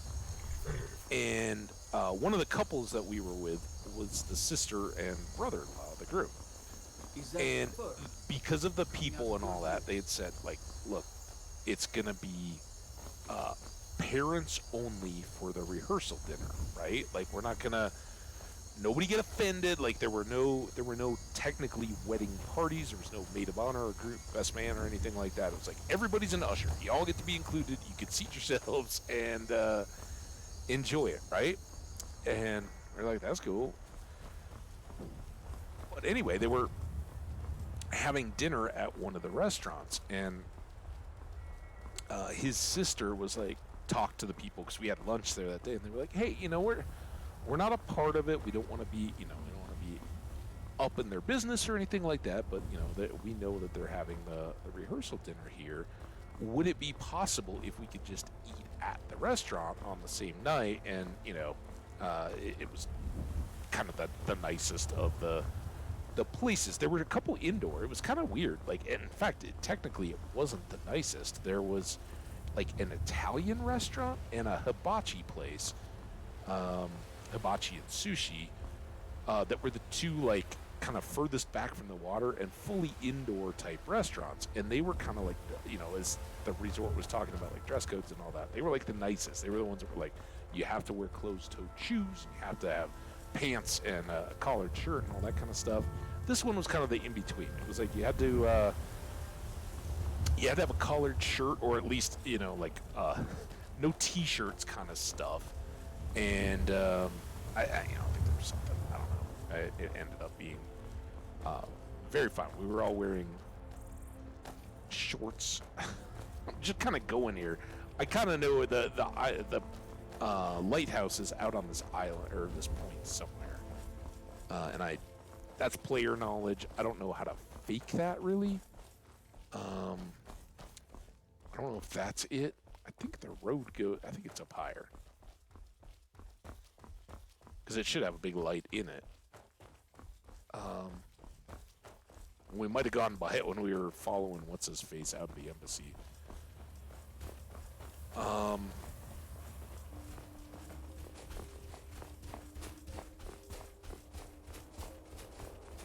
you guys see a lighthouse? We're gonna really look. And I guess this...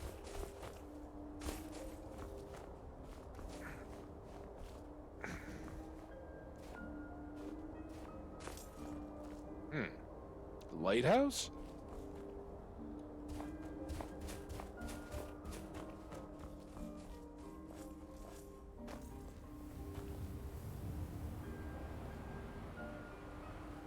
Is that a lighthouse? It doesn't look very lit already, although maybe I have to get closer? Light the lighthouse? I don't know. So anyway, like this, for this dinner, we go and the ladies were asking about it. We were kind of just like, yeah, you know, if it doesn't work, but they talked to him. They were like, well,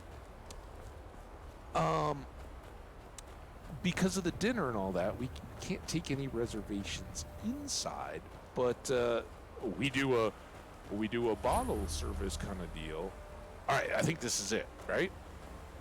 I don't know why it wasn't out when we walked up. There should have been a big light in the lighthouse, right?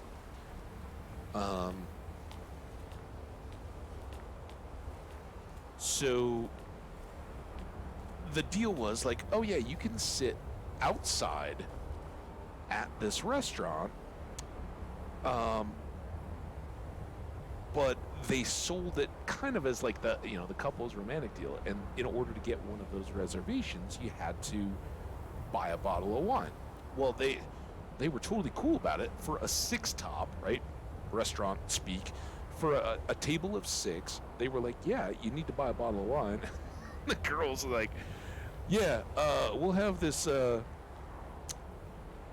relatively cheap but overpriced bottle of champagne. You know, and that's it, right? It's an inclusive deal. So they're intentionally, yeah, you're paying a markup on a bottle of wine, but you get you get a little separation and everything, right? And for a date night or whatever, that's kind of cool. So here 6 of us are on this one bottle of wine, right? And we don't know anything. Like, that's it. We're eating lunch, and they're like, here you go, have at and enjoy. And we did. So we come back that evening, and like they had set it up early. I don't know, but it's like 6 o'clock or 6:30 or something like that. Like right as the restaurant's open, we're doing this rehearsal dinner. And so we're all like, me and my buddies, we're all like keeping our distance. Like, you know, hey, we're not trying to like insert ourselves into a dinner that you were trying to make just for the parents, since there's no real rehearsal, right? You guys just do your thing. We'll come in. We'll be close, wave, and hey, have a good dinner kind of stuff. Say hi, but we don't want to bust your scene or anything like that. So we're kind of waiting. Like they had put the whole rehearsal dinner outside as well, and we didn't. We understood it like they're eating in this very open restaurant. Like 3 sides are all open to the elements anyway. It's not much inside, but it was covered. We thought like, oh, the fancy rehearsal dinner will be in there. We'll be sitting outside kind of away. So we come out and like kind of next to the pool right out in front of the restaurant, they've got this big kind of banquet table. It's like 2 long rectangular tables put together so that all the parents and the couple could sit around. And they were like kind of sitting there. We're like, that can't be our table, is it? Like a step down towards the ocean, there's like this grass-lined terrace, like as all manicured and all that, of the transition from the ocean up this kind of it's probably 25 feet or so to get up to where they built out the pools and all that kind of stuff. And there was this like terrace stuff. So while they're back by the pools and kind of in the area, the 6 of us who are just there like, oh yeah, we're gonna have our own dinner, have fun, all this, we get put like right in the best spot possible. Like they set up this long table for us. We're sitting out there, and it turned out to be the like most incredible setting dinner wise, because the moon rose. It was still before it was full, but it was getting close, and it had the full halo, like the cloud and moisture halo. So we're looking up at this moon, and we got the water behind us. We're joking. We're like, we're the kids' table, right? Set off to the side. We had so much fun, and the whole time we're like, none of us really wanted champagne anyway, and there's like free drinks from the bar, and they're of course trying to pitch, hey, buy up another bottle of wine, right? That's the whole move. You get the couple, like, here, let us refill your glasses with this nice bottle of wine. You get halfway through dinner as they slow play the beginning part, and then you're going to buy another bottle of wine.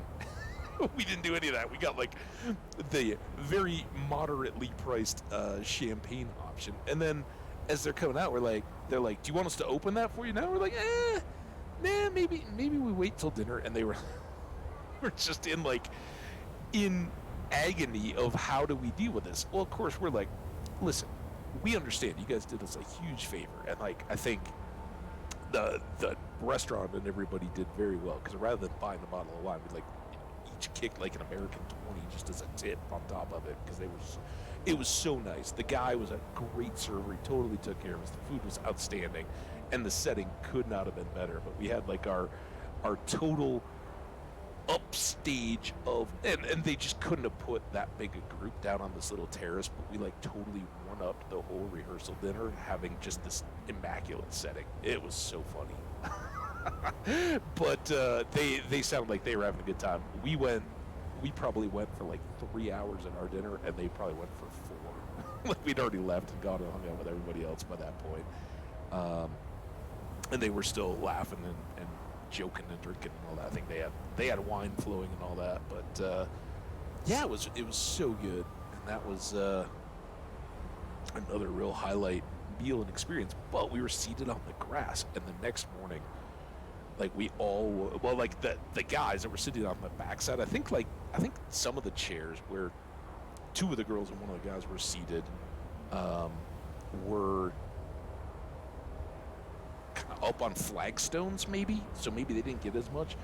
But all of us that were seated with our backs kind of to the view just got chomped, and it was all these little red bites that the next day started itching, and that was no fun. But yeah, I don't know, I got 1 bug bite now on my elbow. It's still trouble. All right, enough more of story time. Let's I assume we can just activate. I think we're deactivating the Solitude Lighthouse fire. And again, this one kind of shady. We ran into a character. He's like, dude, put out the lighthouse and we can all make a little profit. We were like, nah, it sounds like a bad idea, man. Like, people need the lighthouse. And he's like, don't worry about it. We'll have boats and we'll go rescue the ship or the people on the ship. If we can get it to run aground, then they'll be grateful. They might even pay us themselves, and we can go plunder the ship. So there we go.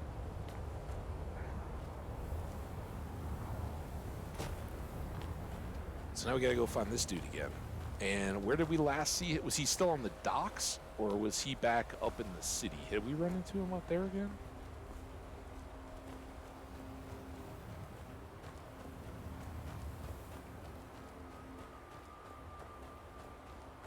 We'll find him. Let's hope he's not right around there. This is the drawback of some of those kind of things. But I don't, this is not the harbor.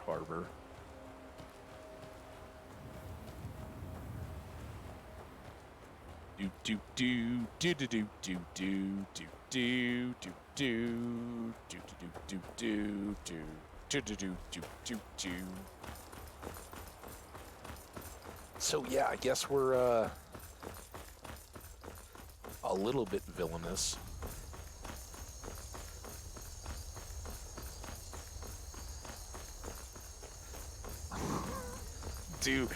I do absolutely love our stamina now that we have no weight armor and have put so many points into strength or stamina.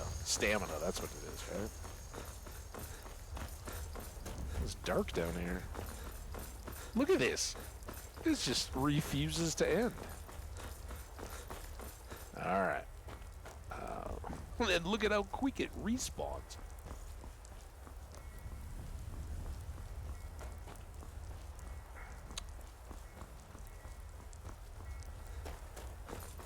I got impatient.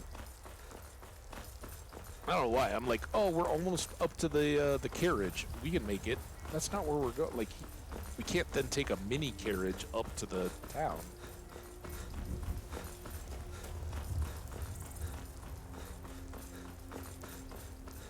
Although, for the record, it would have been perfect for that. All right. see if I can hold off and let the full bar restore. Oh, it's our buddy. What's up, buddy? This one needs something? Wait, Madron, you're the one we saw at Windhelm? You're not my buddy from The warm sand of elsewhere is far away from here. Yeah, I've never been there. I welcome you, friend. How may I serve you? What do you got for sale? Take a look. All right. Yeah, he has, or they have all these crazy ingredients that we don't know about yet. So, alocasia fruit, corco belts, roots, hypophacia, that one we can eat.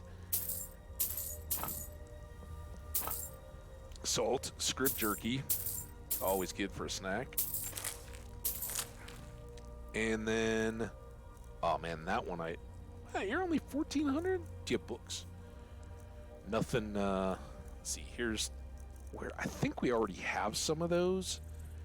You know what?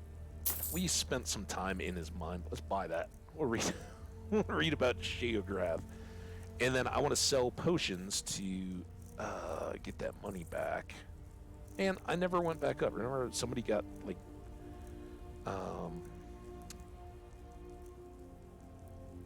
dang it. Just too much.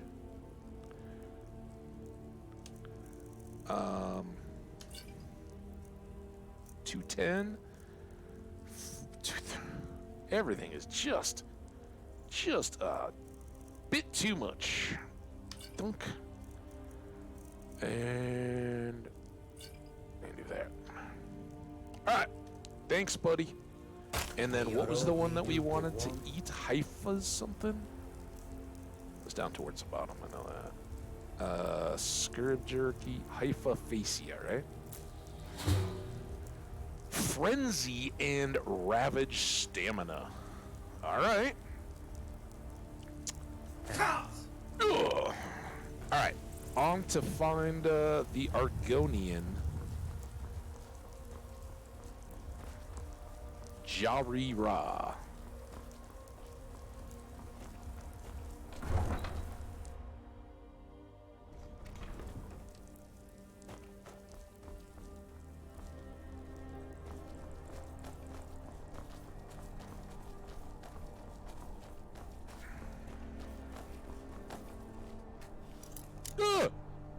Every time I think that's the winged skeever. Bless you. May the ground you walk quake as you pass. This is an ode to Skyrim's staunch protectors, the Imperials. I don't know. Okay. Let's park. I'm gonna step away for a sec, and I'll be right back. Come and gone, for the age of aggression is just about done. We'll drive out the storm cloaks and restore what we own. With our blood and our steel, we will take back our home. Down with Ulfric, the killer of kings. On the day of your death, we will drink and we'll sing. We're the children of Skyrim, and we fight all our lives. And when Sovngarde beckons, every one of us dies. But this land is ours, and we'll see it wiped clean of the scourge that has sullied our hopes and our dreams.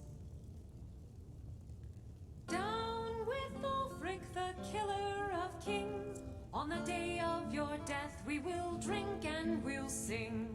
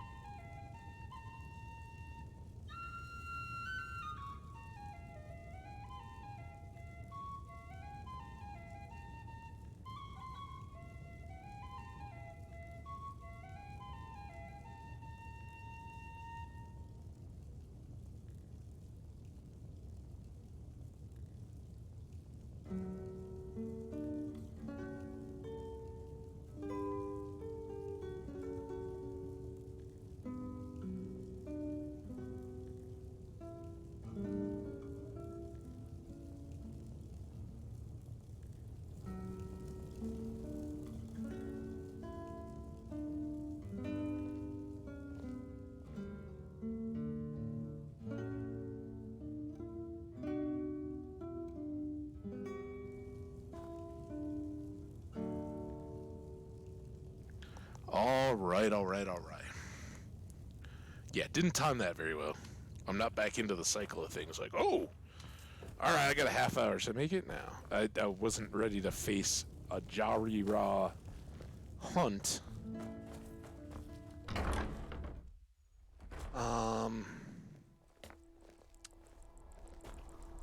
With full bladder.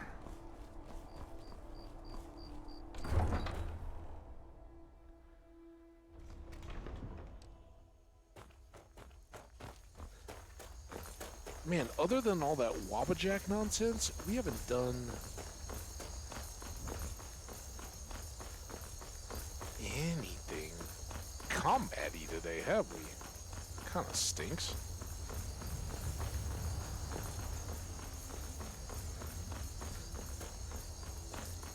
What's up, pal?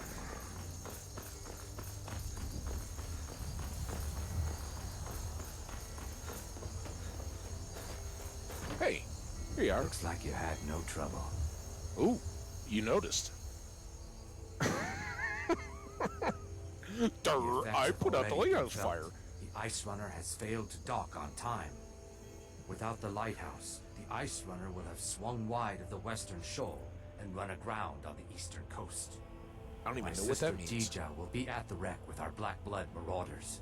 She knows to expect you. Marauders.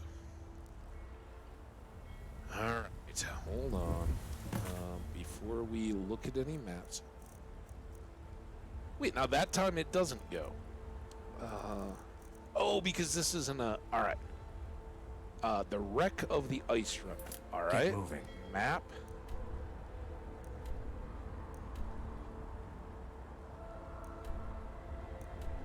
On the eastern coast. The Brine Hammer, the Ice Runner. Hey, this is by my house.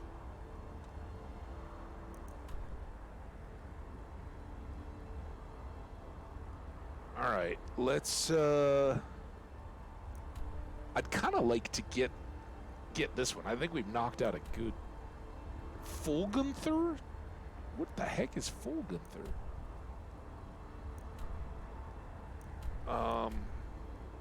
I wish we could do the opposite ride, right?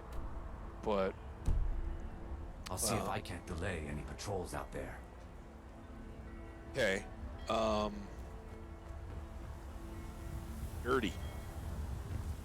What do you say for a midnight swim, huh? Let's get over to land that way. Just come right out here on these docks. You need portions. It had been so long since I got to do any real swimming in the ocean. That was outstanding. Looking to hire a boat? No, I'm just gonna jump. What is this boat now? It doesn't seem like it's in the harbor.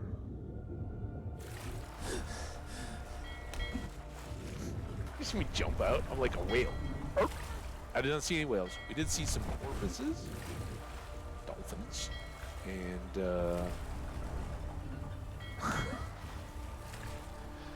I was watching some of the birds and all that, and one of the attendants on a awesome sailing snorkeling trip, which I love boats. Like get me out on a especially a sail. I don't know anything about sailing. I think I've told the story of how I once parked my my cousin's sailboat like with an abrupt, like hard turn, jump to stop forward momentum when I ran into the. Ran it up against the dock, right? What the? Oh, there's a dragon. All right, come on, dragon. This is just what we needed. Here. Wait, what are you doing? Where? Oh, damn it.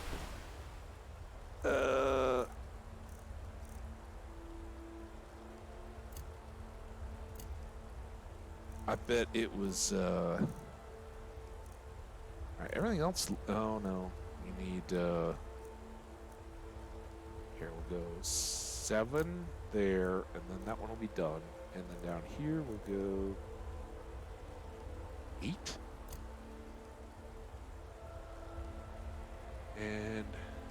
Hopefully that'll be good. Now.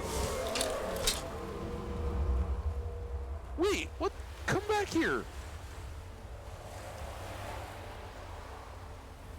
Stupid dragon. I hope they can handle it. If I come back up there and all the townsfolk are dead, I'd be quite displeased. But I think that's where we're trying. All right, here you go. Come here. Hey, come get me. Should get his attention. Ooh, an elder dragon. Now, once again, I'm reminded that I haven't saved in a while.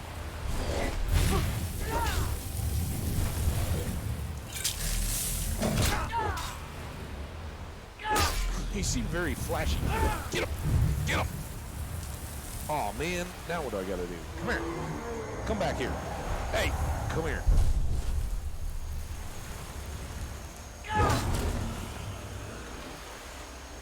Yo. Horker, you're welcome. Do not make me. Nope. Nope. We're not fighting the Horker. Gertie, put it away.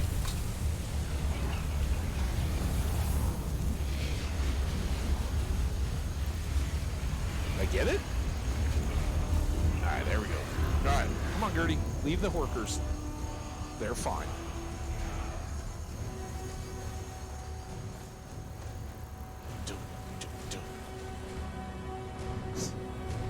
They're people cages. That doesn't seem good.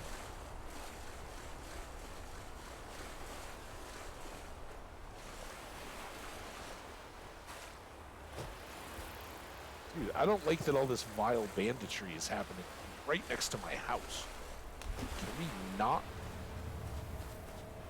have that? Ooh, death bell.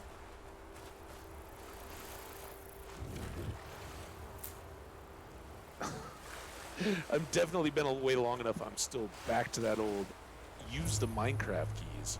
The wreck of the ice runner. Alright, how about we after a dragon fight, just throw a save on there. What's up, dude? You're the one who put out the fire in the lighthouse, right? Yeah. That was good work. Deja's in the hold of the ship. Go down 2 levels. Now, if you'll excuse me. What? Did you guys just bring me my cut? There was talk of we were gonna let everybody get rescued. You remember that? I see a lot of corpses. What?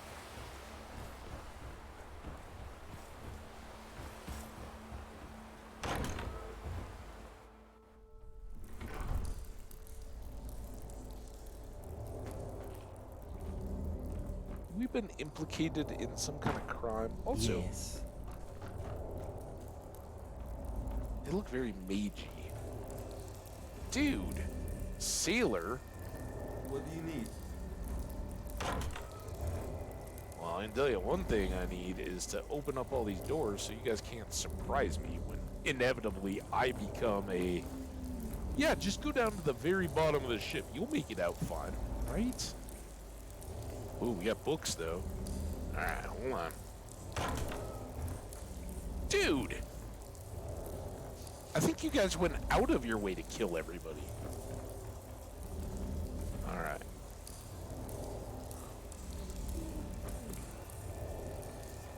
Oh, not there.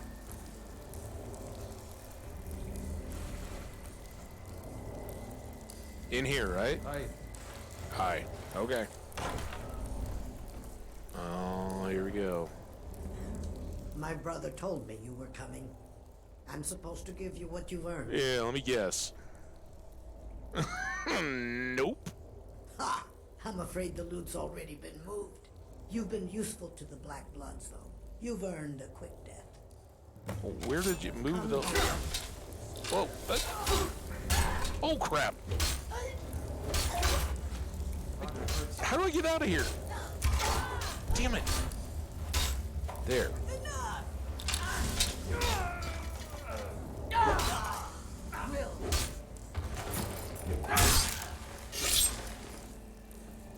Gertie, all good?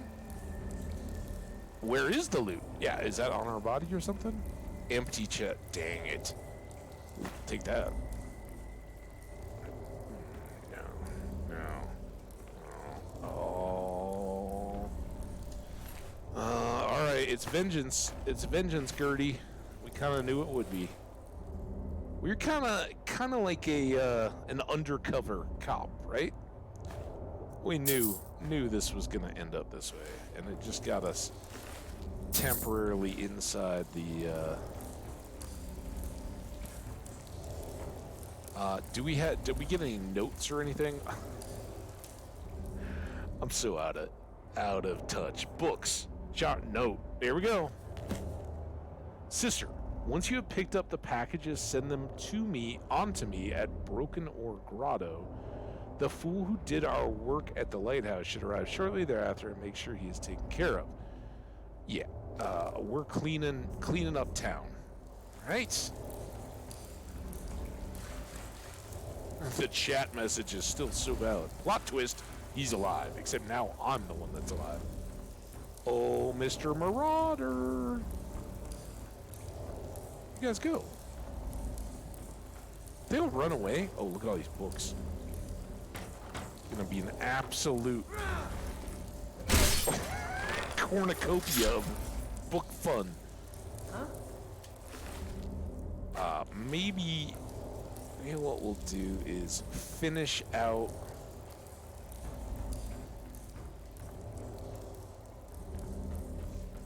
the ship and then save the grotto for next time. Oh. Thought they looked magic-y. Alright, and we're gonna have a bunch of them on the ship deck, right? But I don't think I can honestly justify saving. These guys are so far pretty well within our scope. There was one guy on shore though that looked like a mage.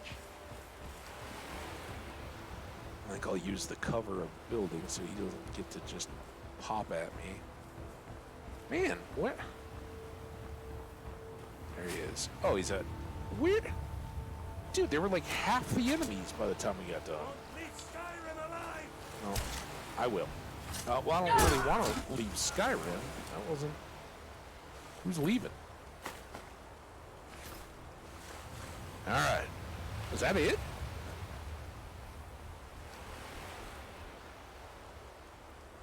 Gertie, you got any other bandits that we need to look for? Poor guys.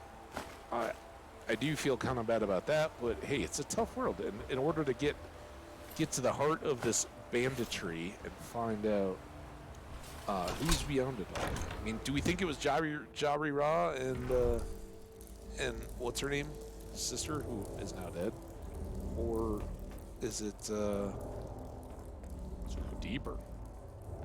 Only one way to find out. That was to Beggar Prince, Eskel Men. I think we have those two. Some weird sound effects in this ship. All right. I made that head.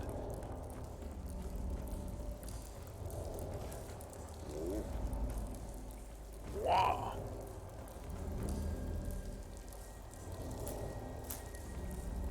I mean, they're just here.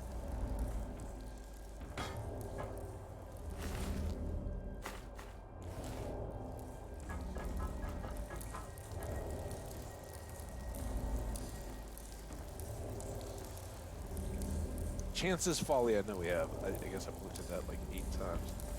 Pirate King, I think we have as well.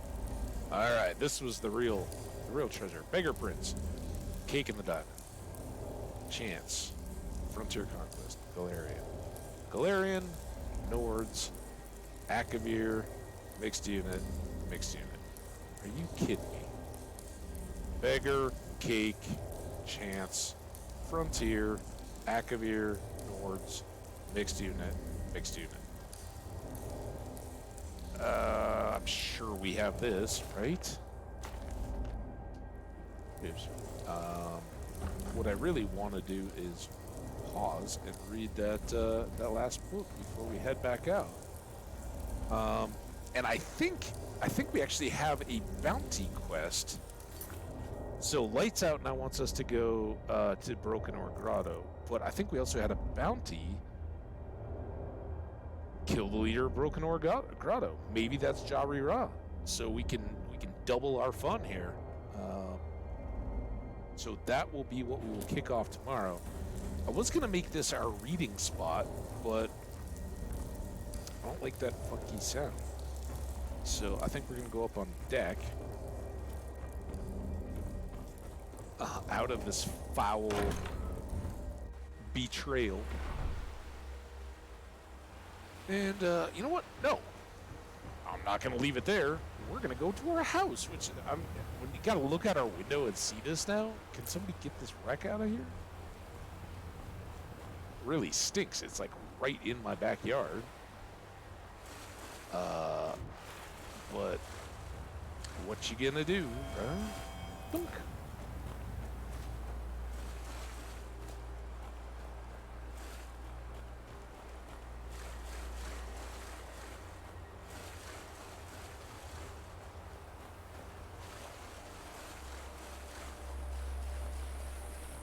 So we will go to our little house here.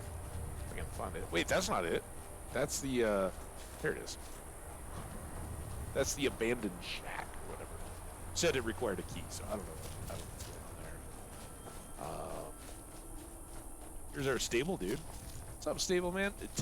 Whatever you might have witnessed there, that was pleasing. Look at it. Sitting there. I'm glad it's like still afloat and not like all broken in half. But wait, did we do that, or I think I might have moved those corpses. Hi, chicken. Got any eggs? Ooh. Okay. Oh, we were gonna plant something here.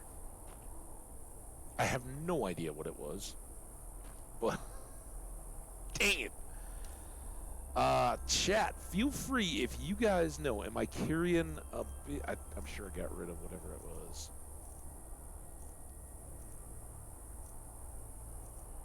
Dang it.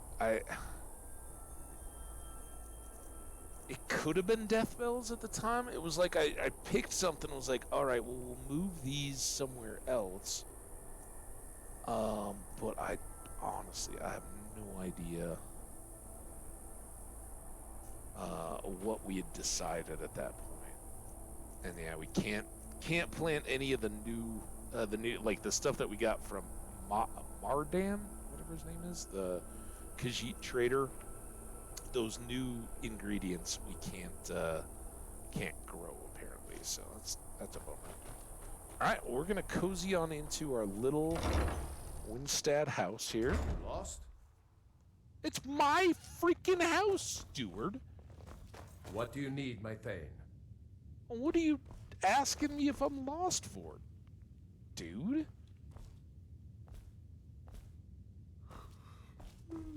Wow. All right. Well, what do we got here? The monomyth. I think we have that one too.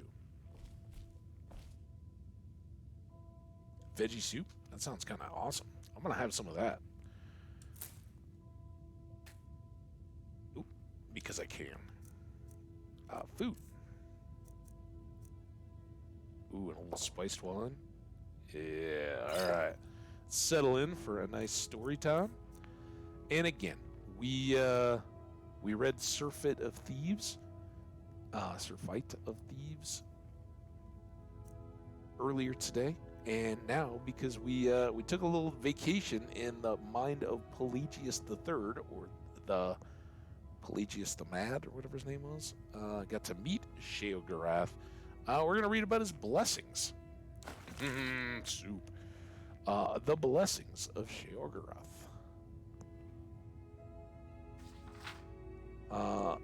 For our Lord Sheogorath, without whom all thought would be linear and all feeling would be fleeting. Blessed are the madmen, for they hold the keys to secret knowledge. Blessed are the phobic, always wary of that which would do them harm. Blessed are the obsessed, for their courses are clear. Blessed are the addicts, may they quench the thirst that never ebbs. Whoa, hold on. Blessed are the murderers, the murderous, for they have found beauty in the grotesque. Blessed are the fire lovers, for their hearts are always warm. The pyros. Blessed are the artists, for in their hands the impossible is made real. Like, seriously, some of these I'm totally like, oh, the artists, the musicians, here we go. And then it's like the murderers. What? Blessed are the musicians, for in their ears they hear the music of the soul. Blessed are the sleepless, as they bask in wakeful dreaming.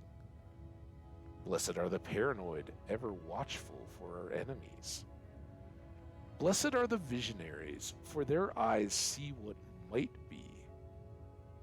Blessed are the pain lovers, for in their suffering we grow stronger. Maybe. Blessed is the mad god who tricks us when we are foolish, punishes us when we are wrong, tortures us when we are unmindful, and loves us in our imperfection. Kind of cool. A little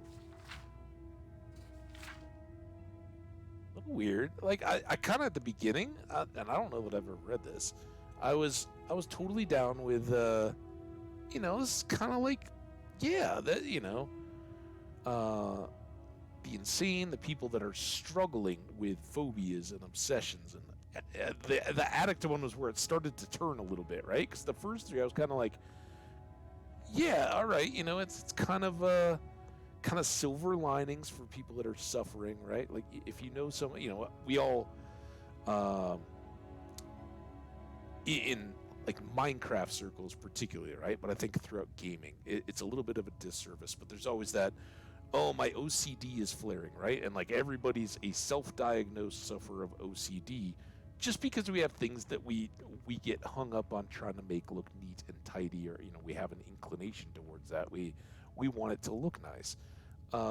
People that truly deal with obsessive compulsive behavioral stuff, they suffer for it. Like, it's something that causes absolute agony. The people that the compulsive hand washers and things like that are like, I can't go 15 minutes without washing or wiping, and their skin has terrible conditions. They have to really seek medical advice because they're literally doing something that they know will not only cause them discomfort and annoying, but their mental mind is like, I know my hands are clean, but that doesn't mean I can stop doing my obsession. So I was kind of looking at those first three as like, yeah, that these are, that's kind of, and then the addicts, and it's like, yeah, I expect, that they'll, I don't know the hunger that the others, and it's like, may they quench the thirst that never ebbs. It's like, well, that sounds kind of OD, right? Like, and I think, so many of us now, it's kind of, as when I was a kid, the big C, and certainly I don't mean to downgrade the fact that there are lots of people that we lose to cancer all the time, but there were so far fewer options when I was a little kid than there are now. So many people now deal with cancer so much better and have long lives. I mean, you look at it like what the first person with, was it full-blown AIDS to be cured rather than HIV? I know they've done a few times. Some of those kind of things, there just was no hope. Those were death sentences, and those have gotten cleaned up. But certainly ODs have now become that new factor where when I was a little kid, like, you heard about the idea that somebody could OD, certainly in movies and all that, but like, you didn't know somebody that was necessarily connected to or well known to your family that had an overdose. And nowadays, it's becoming increasingly rare that you don't know of someone, whether it's in the news and celebrity and that kind of stuff, or whether it's just just someone that's close either to your own family or close family friends.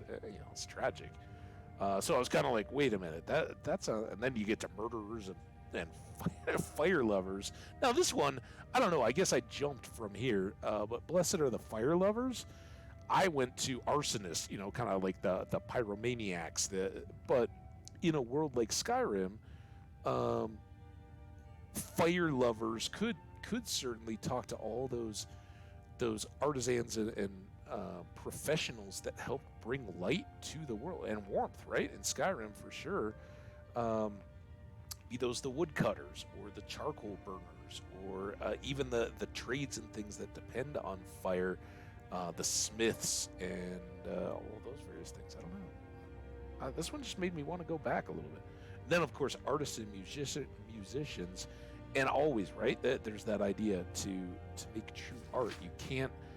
You have to have a little bit of that crazy, right? That I don't mean that in a down, but you have to either let imagination or whatever break from actual realism and push beyond it, or even if you're trying to have a realism school of art in painting or something like that, you still have to be able to step outside of your just day-to-day experience and go like, all right, well, how can I frame this in a way that it will capture something that's more meaningful than just a flat expression, right?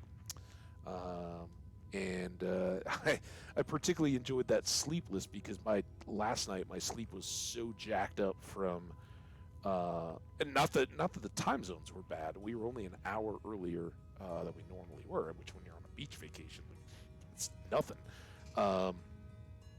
But the long travel days at both ends of the trip kind of taxed that a little bit. And trying to sleep on planes and then not, and getting home. I don't think I was in bed until just about 2 a.m. 2 nights ago. And then last night I tried to go to bed, and I put on, I don't even know. This is total sidetrack. I know we're getting close to the end here, but I put on like a YouTube blacked out classical music to sleep to. And I was like, okay. And I don't know the name of the tune or whatever. It's like a piano thing. It's familiar, and it's not unpleasant, but it's not my favorite. And I knew it enough. And I don't know, this was like a 10-hour music, which I don't mind having that background noise when I sleep. Like, it doesn't have to kill itself, and the TV has to go silent with a sleeper counter or anything like that, although I probably would have been better off for it. Because last night I was like, I'm laying there, and I've been reading, because I've got a novel that I'm like, now over 3/4 of the way through, right? I'm just like trying to finish it off. I eventually got drowsy and fell asleep, but I had the music on in the background. And but then I woke up, and as I was reading, I was kind of like listening through. I was like, either all these tunes sound very much alike, or we're not progressing through this. And whatever the tune is, it's kind of repetitive. It doesn't have like I don't know, movements or verses that are very independent. Of course, being classical, there's no lyrics or anything to mess with that, but it's just piano and a little bit of background stuff, and it kind of loops within the song enough that you're never really sure. Like, with the chanting at the beginning of Skyrim, right? It's like it builds towards the chanting. At one point, it's just all drums and all that. You're kind of like, oh, I'm in the drummy part, or I'm in the chanty part, or the kind of built to the crescendo stuff. This just plays very flat, which in a way is great. But then I woke up and I kind of like, oh man, this sounds very like, I must have woken up like 3 times, and I'm like, and at some point in there, I'm like, all right, well, this is looping, but there wasn't like enough of even a beginning end to know. But yeah, 10 hours, and they basically put in a song that, I don't know, classical, so maybe up to like 40 minutes or something like that. But it just it kind of like messed with my head as I was sleeping. Like, this song won't. I don't know where this song is. Eventually, at some point, I like woke up and turned it off, like backed out, and was like, I should have just turned it off at that point. But then it was like stirring in my head. I was like, just need some different classical stuff. So I went to a different thing that wasn't blacked out or anything like that, where at least I knew eventually we'd move to a different song. It was kind of pleasant, but very annoying at the same time. So Sleepless, I was getting, because I was very much tossing and turning. I probably could have dealt with that a lot earlier, but because I was sort of sleepy and sort of awake, I was just like, the wakeful dreaming kind of bit. It was like, am I dreaming? What's going on here? Blessed are the paranoid, ever watchful for our enemies. I think it's a good one. And I think it was World War Z where they talk about the role of being the 13th opinion or whatever in Israeli government or politics or whatever. I don't even know. It's been a long time since I watched that movie. The guy's like, oh yeah, there's always one person that has to take the viewpoint, no matter how ridiculous or contrary to everybody else, just to make sure we're covering all the bases, right? That's how you, and it's that kind of stuff that, yeah, you know, if you're counterintelligence or something like that, the paranoia can be debilitating, just like true OCD behavior, but it can also be very useful. That, you know, always feeling like they're out to get you. Well, some of them might be, right? As long as you're not acting out on the people that you just assume might be, but are remaining watchful, that's good. Visionaries, that outstanding. I love that. And I think, yeah, they, again, much like artists, you have to be able to detach from what is and what the status quo is.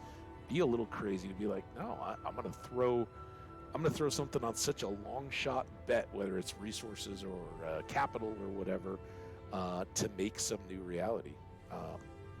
One of the other things I was watching while I was on vacation, it was like a 5-hour documentary that seemed like some dude had made it about the James Webb Space Telescope, and I only got, I don't know, a couple hours into it.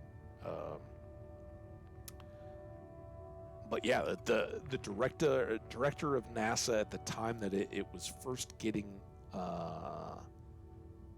online, and maybe this was even the Hubble and like the setup was like, I'm gonna allocate, as the director, I get discretionary time to like focus a project or whatever, you know, whether it's people pitching it or whatever. But he said, you know, there's this idea that I'm gonna look at the darkest section of space that we can find, and you know, you pull out a face coin, something like that, in your pocket, and look at the eye on the coin. If it's a relatively small coin, you know, it's a space in the sky about that big, and they were gonna focus the magnification of the telescope on that spot that had no visible starlight in it.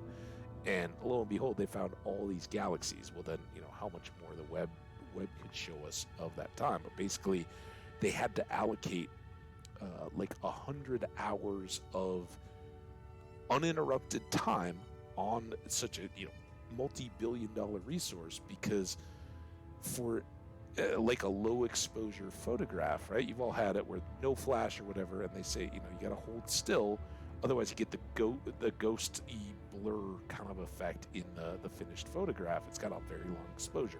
Think of like a picture with a race car driving by and it's all blurred out, right? Relative to the amount of time, it blurs because of the motion. Well, these galaxies are so far away that it has to sit on our end for 100 hours to gather enough light to collect and map this out. But they found, you know, like in this thing that's, you know, bigger than the pin of a head, or the head of a pin, you know, it's comparable, right? Very small amount of stuff, and they found hundreds of galaxies, and you could see like hints of more unclear stuff beyond. Well, now the James Webb is up there, and you know, they took that to a grain of sand kind of scope, and they're seeing even deeper and further beyond in that same space, like a dark area within the image.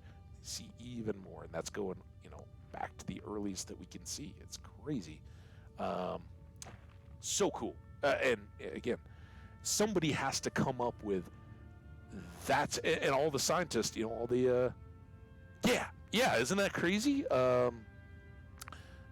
And it's cool to digest it, and it makes us all sit back and go, it's something else entirely to go, at the time, the theory was, well, at the Big Bang, galaxies just poofed into existence, and that's why you get beyond that, you'll never see anything. You're just looking too far. Well, now they're pushing all of those theories, right? And that reminds us all they're always theories, not the idea of an expanding universe and everything moving outward is still very much there, right? And the idea that we will continue to spread all of the matter in the universe further and further out, but it's there was a lot of that said, oh, if you look that far, the reason why there's nothing in those spots between the stars or beyond it is there was just nothing there. That you're looking to the I know it's not the right word, I'm not a scientist, but like the event horizon of the Big Bang, not just a black hole, where there's nothing there because there hadn't, you bumped up against it. And of course they shatter that, right? That's the hubris of, oh yeah, we got it all figured out. No, more data, always more data. So yeah, I've always, that's one, since we're ambling and we're pretty much done here. Ambling in conversation, you missed it all. Everybody wanted some Hambbage rambling stuff, right? So when they say that, right, like, oh, if you're looking out, and thanks to speed of light and time and all that, the further out you look with a telescope, the further back in time you're looking, right? And I've always been, well, which direction was the Big Bang? Like, you should be able to look up in the sky and they should be able to point to a spot and go, that's where the Big Bang was, right? Everything's moving away from that point. And maybe they already do. Maybe I'm just not up to it. But, from this bit, it didn't sound as though they were looking to this dark spot, which, just so happened to be at a central point, or where, and I'm sure, again, mathematicians and astronomers, I love to look at the stars and just be mind blown, and moving that close to the equator, and seeing Orion shift, right? Because for us, he's just beginning to rise again as the Earth tilts back down and we're moving closer to the equator. But suddenly to see him jumped up to where he's already overhead, that was one of the, if you can pick disappointments from a trip, one of them was not even having a possibility to see if the Southern Cross was up in the sky. I don't know if it would have been visible. I didn't go into it and look, but it just so happened that kind of the cloud banks that we were up against seemed to hang in the south. So it's sunset when we were sitting around and kind of out on we had this high deck on our condo, so we could all kind of, as the sun went down, or whenever we were around, just sit up there and enjoy the stars or whatever. It was cool breeze and all that. But if you were trying to look just south at the stars, it was always cloudy down there, so you couldn't really see right down to the horizon. But yeah, I love knowing enough to make myself go, but I'm sure there's that. But I've always wondered, like, it's always like, oh yeah, you just look at stuff, and the further you go, but it seems like, you look at one direction and everything's moving out ahead of us, and you look in the other, and that's where we've come from, right? I've never gotten a handle on that bit. Anyway, visionaries. I'm glad Sheogorath is helping those people out. Pain lovers, I guess I think like the is it the flagellants of the Middle Ages who would suffer, but maybe that's as simple as back when I was a runner, anybody that works out religiously, not even religiously, just dedicated to enduring even deprivation, I guess, could fall into that, right? You tell yourself no. You have that little bit of instant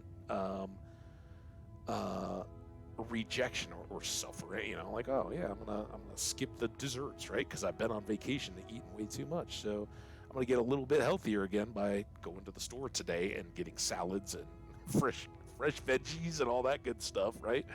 You gotta have a little bit of that, and working out all the same, right? You gotta have a little bit of pain to get the gain. You suffer, you go stronger. So maybe that one's not quite as dirty as we would think. And then again, they kind of give some allusions to why this god of madness would be worshipped at all, right? He tricks us when we are foolish. He punishes us when we are wrong. He tortures us when we are unmindful, and he loves us in our imperfection. And I think we've kind of covered it, but yeah, that there are at least I'm sure most of us have talked with people of faith who have suffered, right? That there's all that. Why would any kind of a deity let bad stuff happen to us, right? Especially for me, coming out of the Judeo-Christian tradition, you're supposed to have this loving God who forgives and all that. Well, then why is there still evil and pain in the world? It's a philosophical and religious, spiritual question we've all had to come to terms with if we're going to be people of faith. And here is some of the things that people I think have come up with over the time is those a parent doesn't punish a child because they don't love them. They punish them because, look, I care about you so much, I don't want you to get hurt. So if I see you chasing balls out in the street and I've told you don't go in the street, there are going to be consequences, because you've got to learn that if you keep going running out at one of these times, there's going to be a dump truck coming by, right? And that's not going to go well. So, they're kind of building up this, that's in a multi-deity where, your aspects of God or humanity as being driven by a God, those things have to be celebrated. So, and again, I didn't really intend to spend this much time on any of this, but in terms of the game and in terms of all the stuff that we've read, as I try to catch myself back up, remember that Sheogorath and a couple of the ones that we've already done, of the Daedra, there are good and bad Daedra. Molag Bal, Bohethia, those would be kind of on the bad end of the spectrum, right? Meridia, the one whose guiding light we ran through the temple to run out the necromancer, and I think Dibella is another one that's kind of on the good side. There's some that kind of fall on the kind of, we know about these men and myrrh, and we're not going to just make them suffer for our pleasure, right? We'll try to give them a little bit of benefit, or at least use them to counter some of the other Daedra, right? And use us as pawns in their games. But yeah, that's why I think depending on who's writing the books and all that, Sheogorath is not outright considered as full-on evil. And here you see a little bit of that. So again, the saints and the seducers, again, bandits who we've been tasked with clearing up, seem to be grown out of Sheogorath worshippers, but they're not exclusive, right? The quest that we did today was in the game far before the saints and the seducers were ever introduced as DLC much later. And there's kind of all of these different Daedra have a variety of worshippers that come after them. So there you go. Guys, I thank you so much. The folks that have come in and out, again, as I said, the new followers that came along, I appreciate you. the folks that stuck with me. And I know the YouTube very quickly dries up as well. I wasn't looking back at some of the other videos, but I know there's not new stuff coming out. It's not popping up in the subs. It's easy to move on. I hope we'll get some folks back. And again, to one of our VIPs, Welsh Jenny 1984, thanks for being active in the chat. I really appreciate that. I was fully prepared to rock for 4 hours of just playing the game and talking to the YouTube folks and anybody who may be watching the VODs again. I appreciate you guys live. I hope if you are watching this as a VOD and you got to the end here or skipped forward, that, come on by twitch.tv/Hambbage, that's HAMBBAGE. Hit that follow button, and maybe the next time you can catch me live and say hello in the chat. I'd love to have you. Love to hear about you and where you're at. Do you have a particular fun James Webb Space Telescope or Costa Rican vacation story you'd love to share? I'd love to hear about it. Maybe you just want to talk about the changing seasons in your part of the world. We are at kind of that fun time, right? We are coming up on an equinox, right? Not the winter or the summer solstice, but the equinoxes. So we're coming up on that for spring.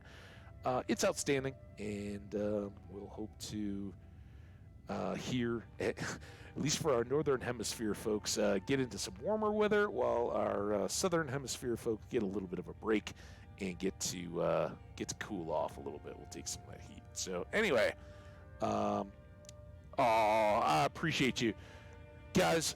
You're outstanding. I don't too much yet know times.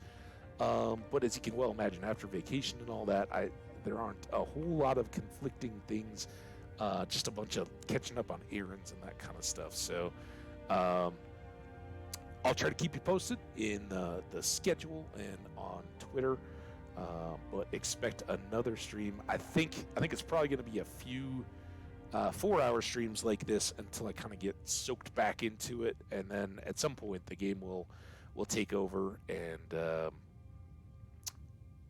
kind of get me going. And again, I think we're doing well. We had to knock out a bunch of this in Solitude. We got plenty more cities to go, and there's lots more content. But we're making good progress. We certainly knocked out a bunch of the little odds and ends. So tomorrow we'll start things off by tracking down the Broken Ore Grotto and Jari and all the others, and see if we can't clear that out, knock out 2 quests, and then I'd like to go after the Bard College story of One Eye, right? Olaf One Eye, I think his name was. I don't know. I don't remember. But we'll get into all that at some point tomorrow. And until then, I hope you guys stay awesome.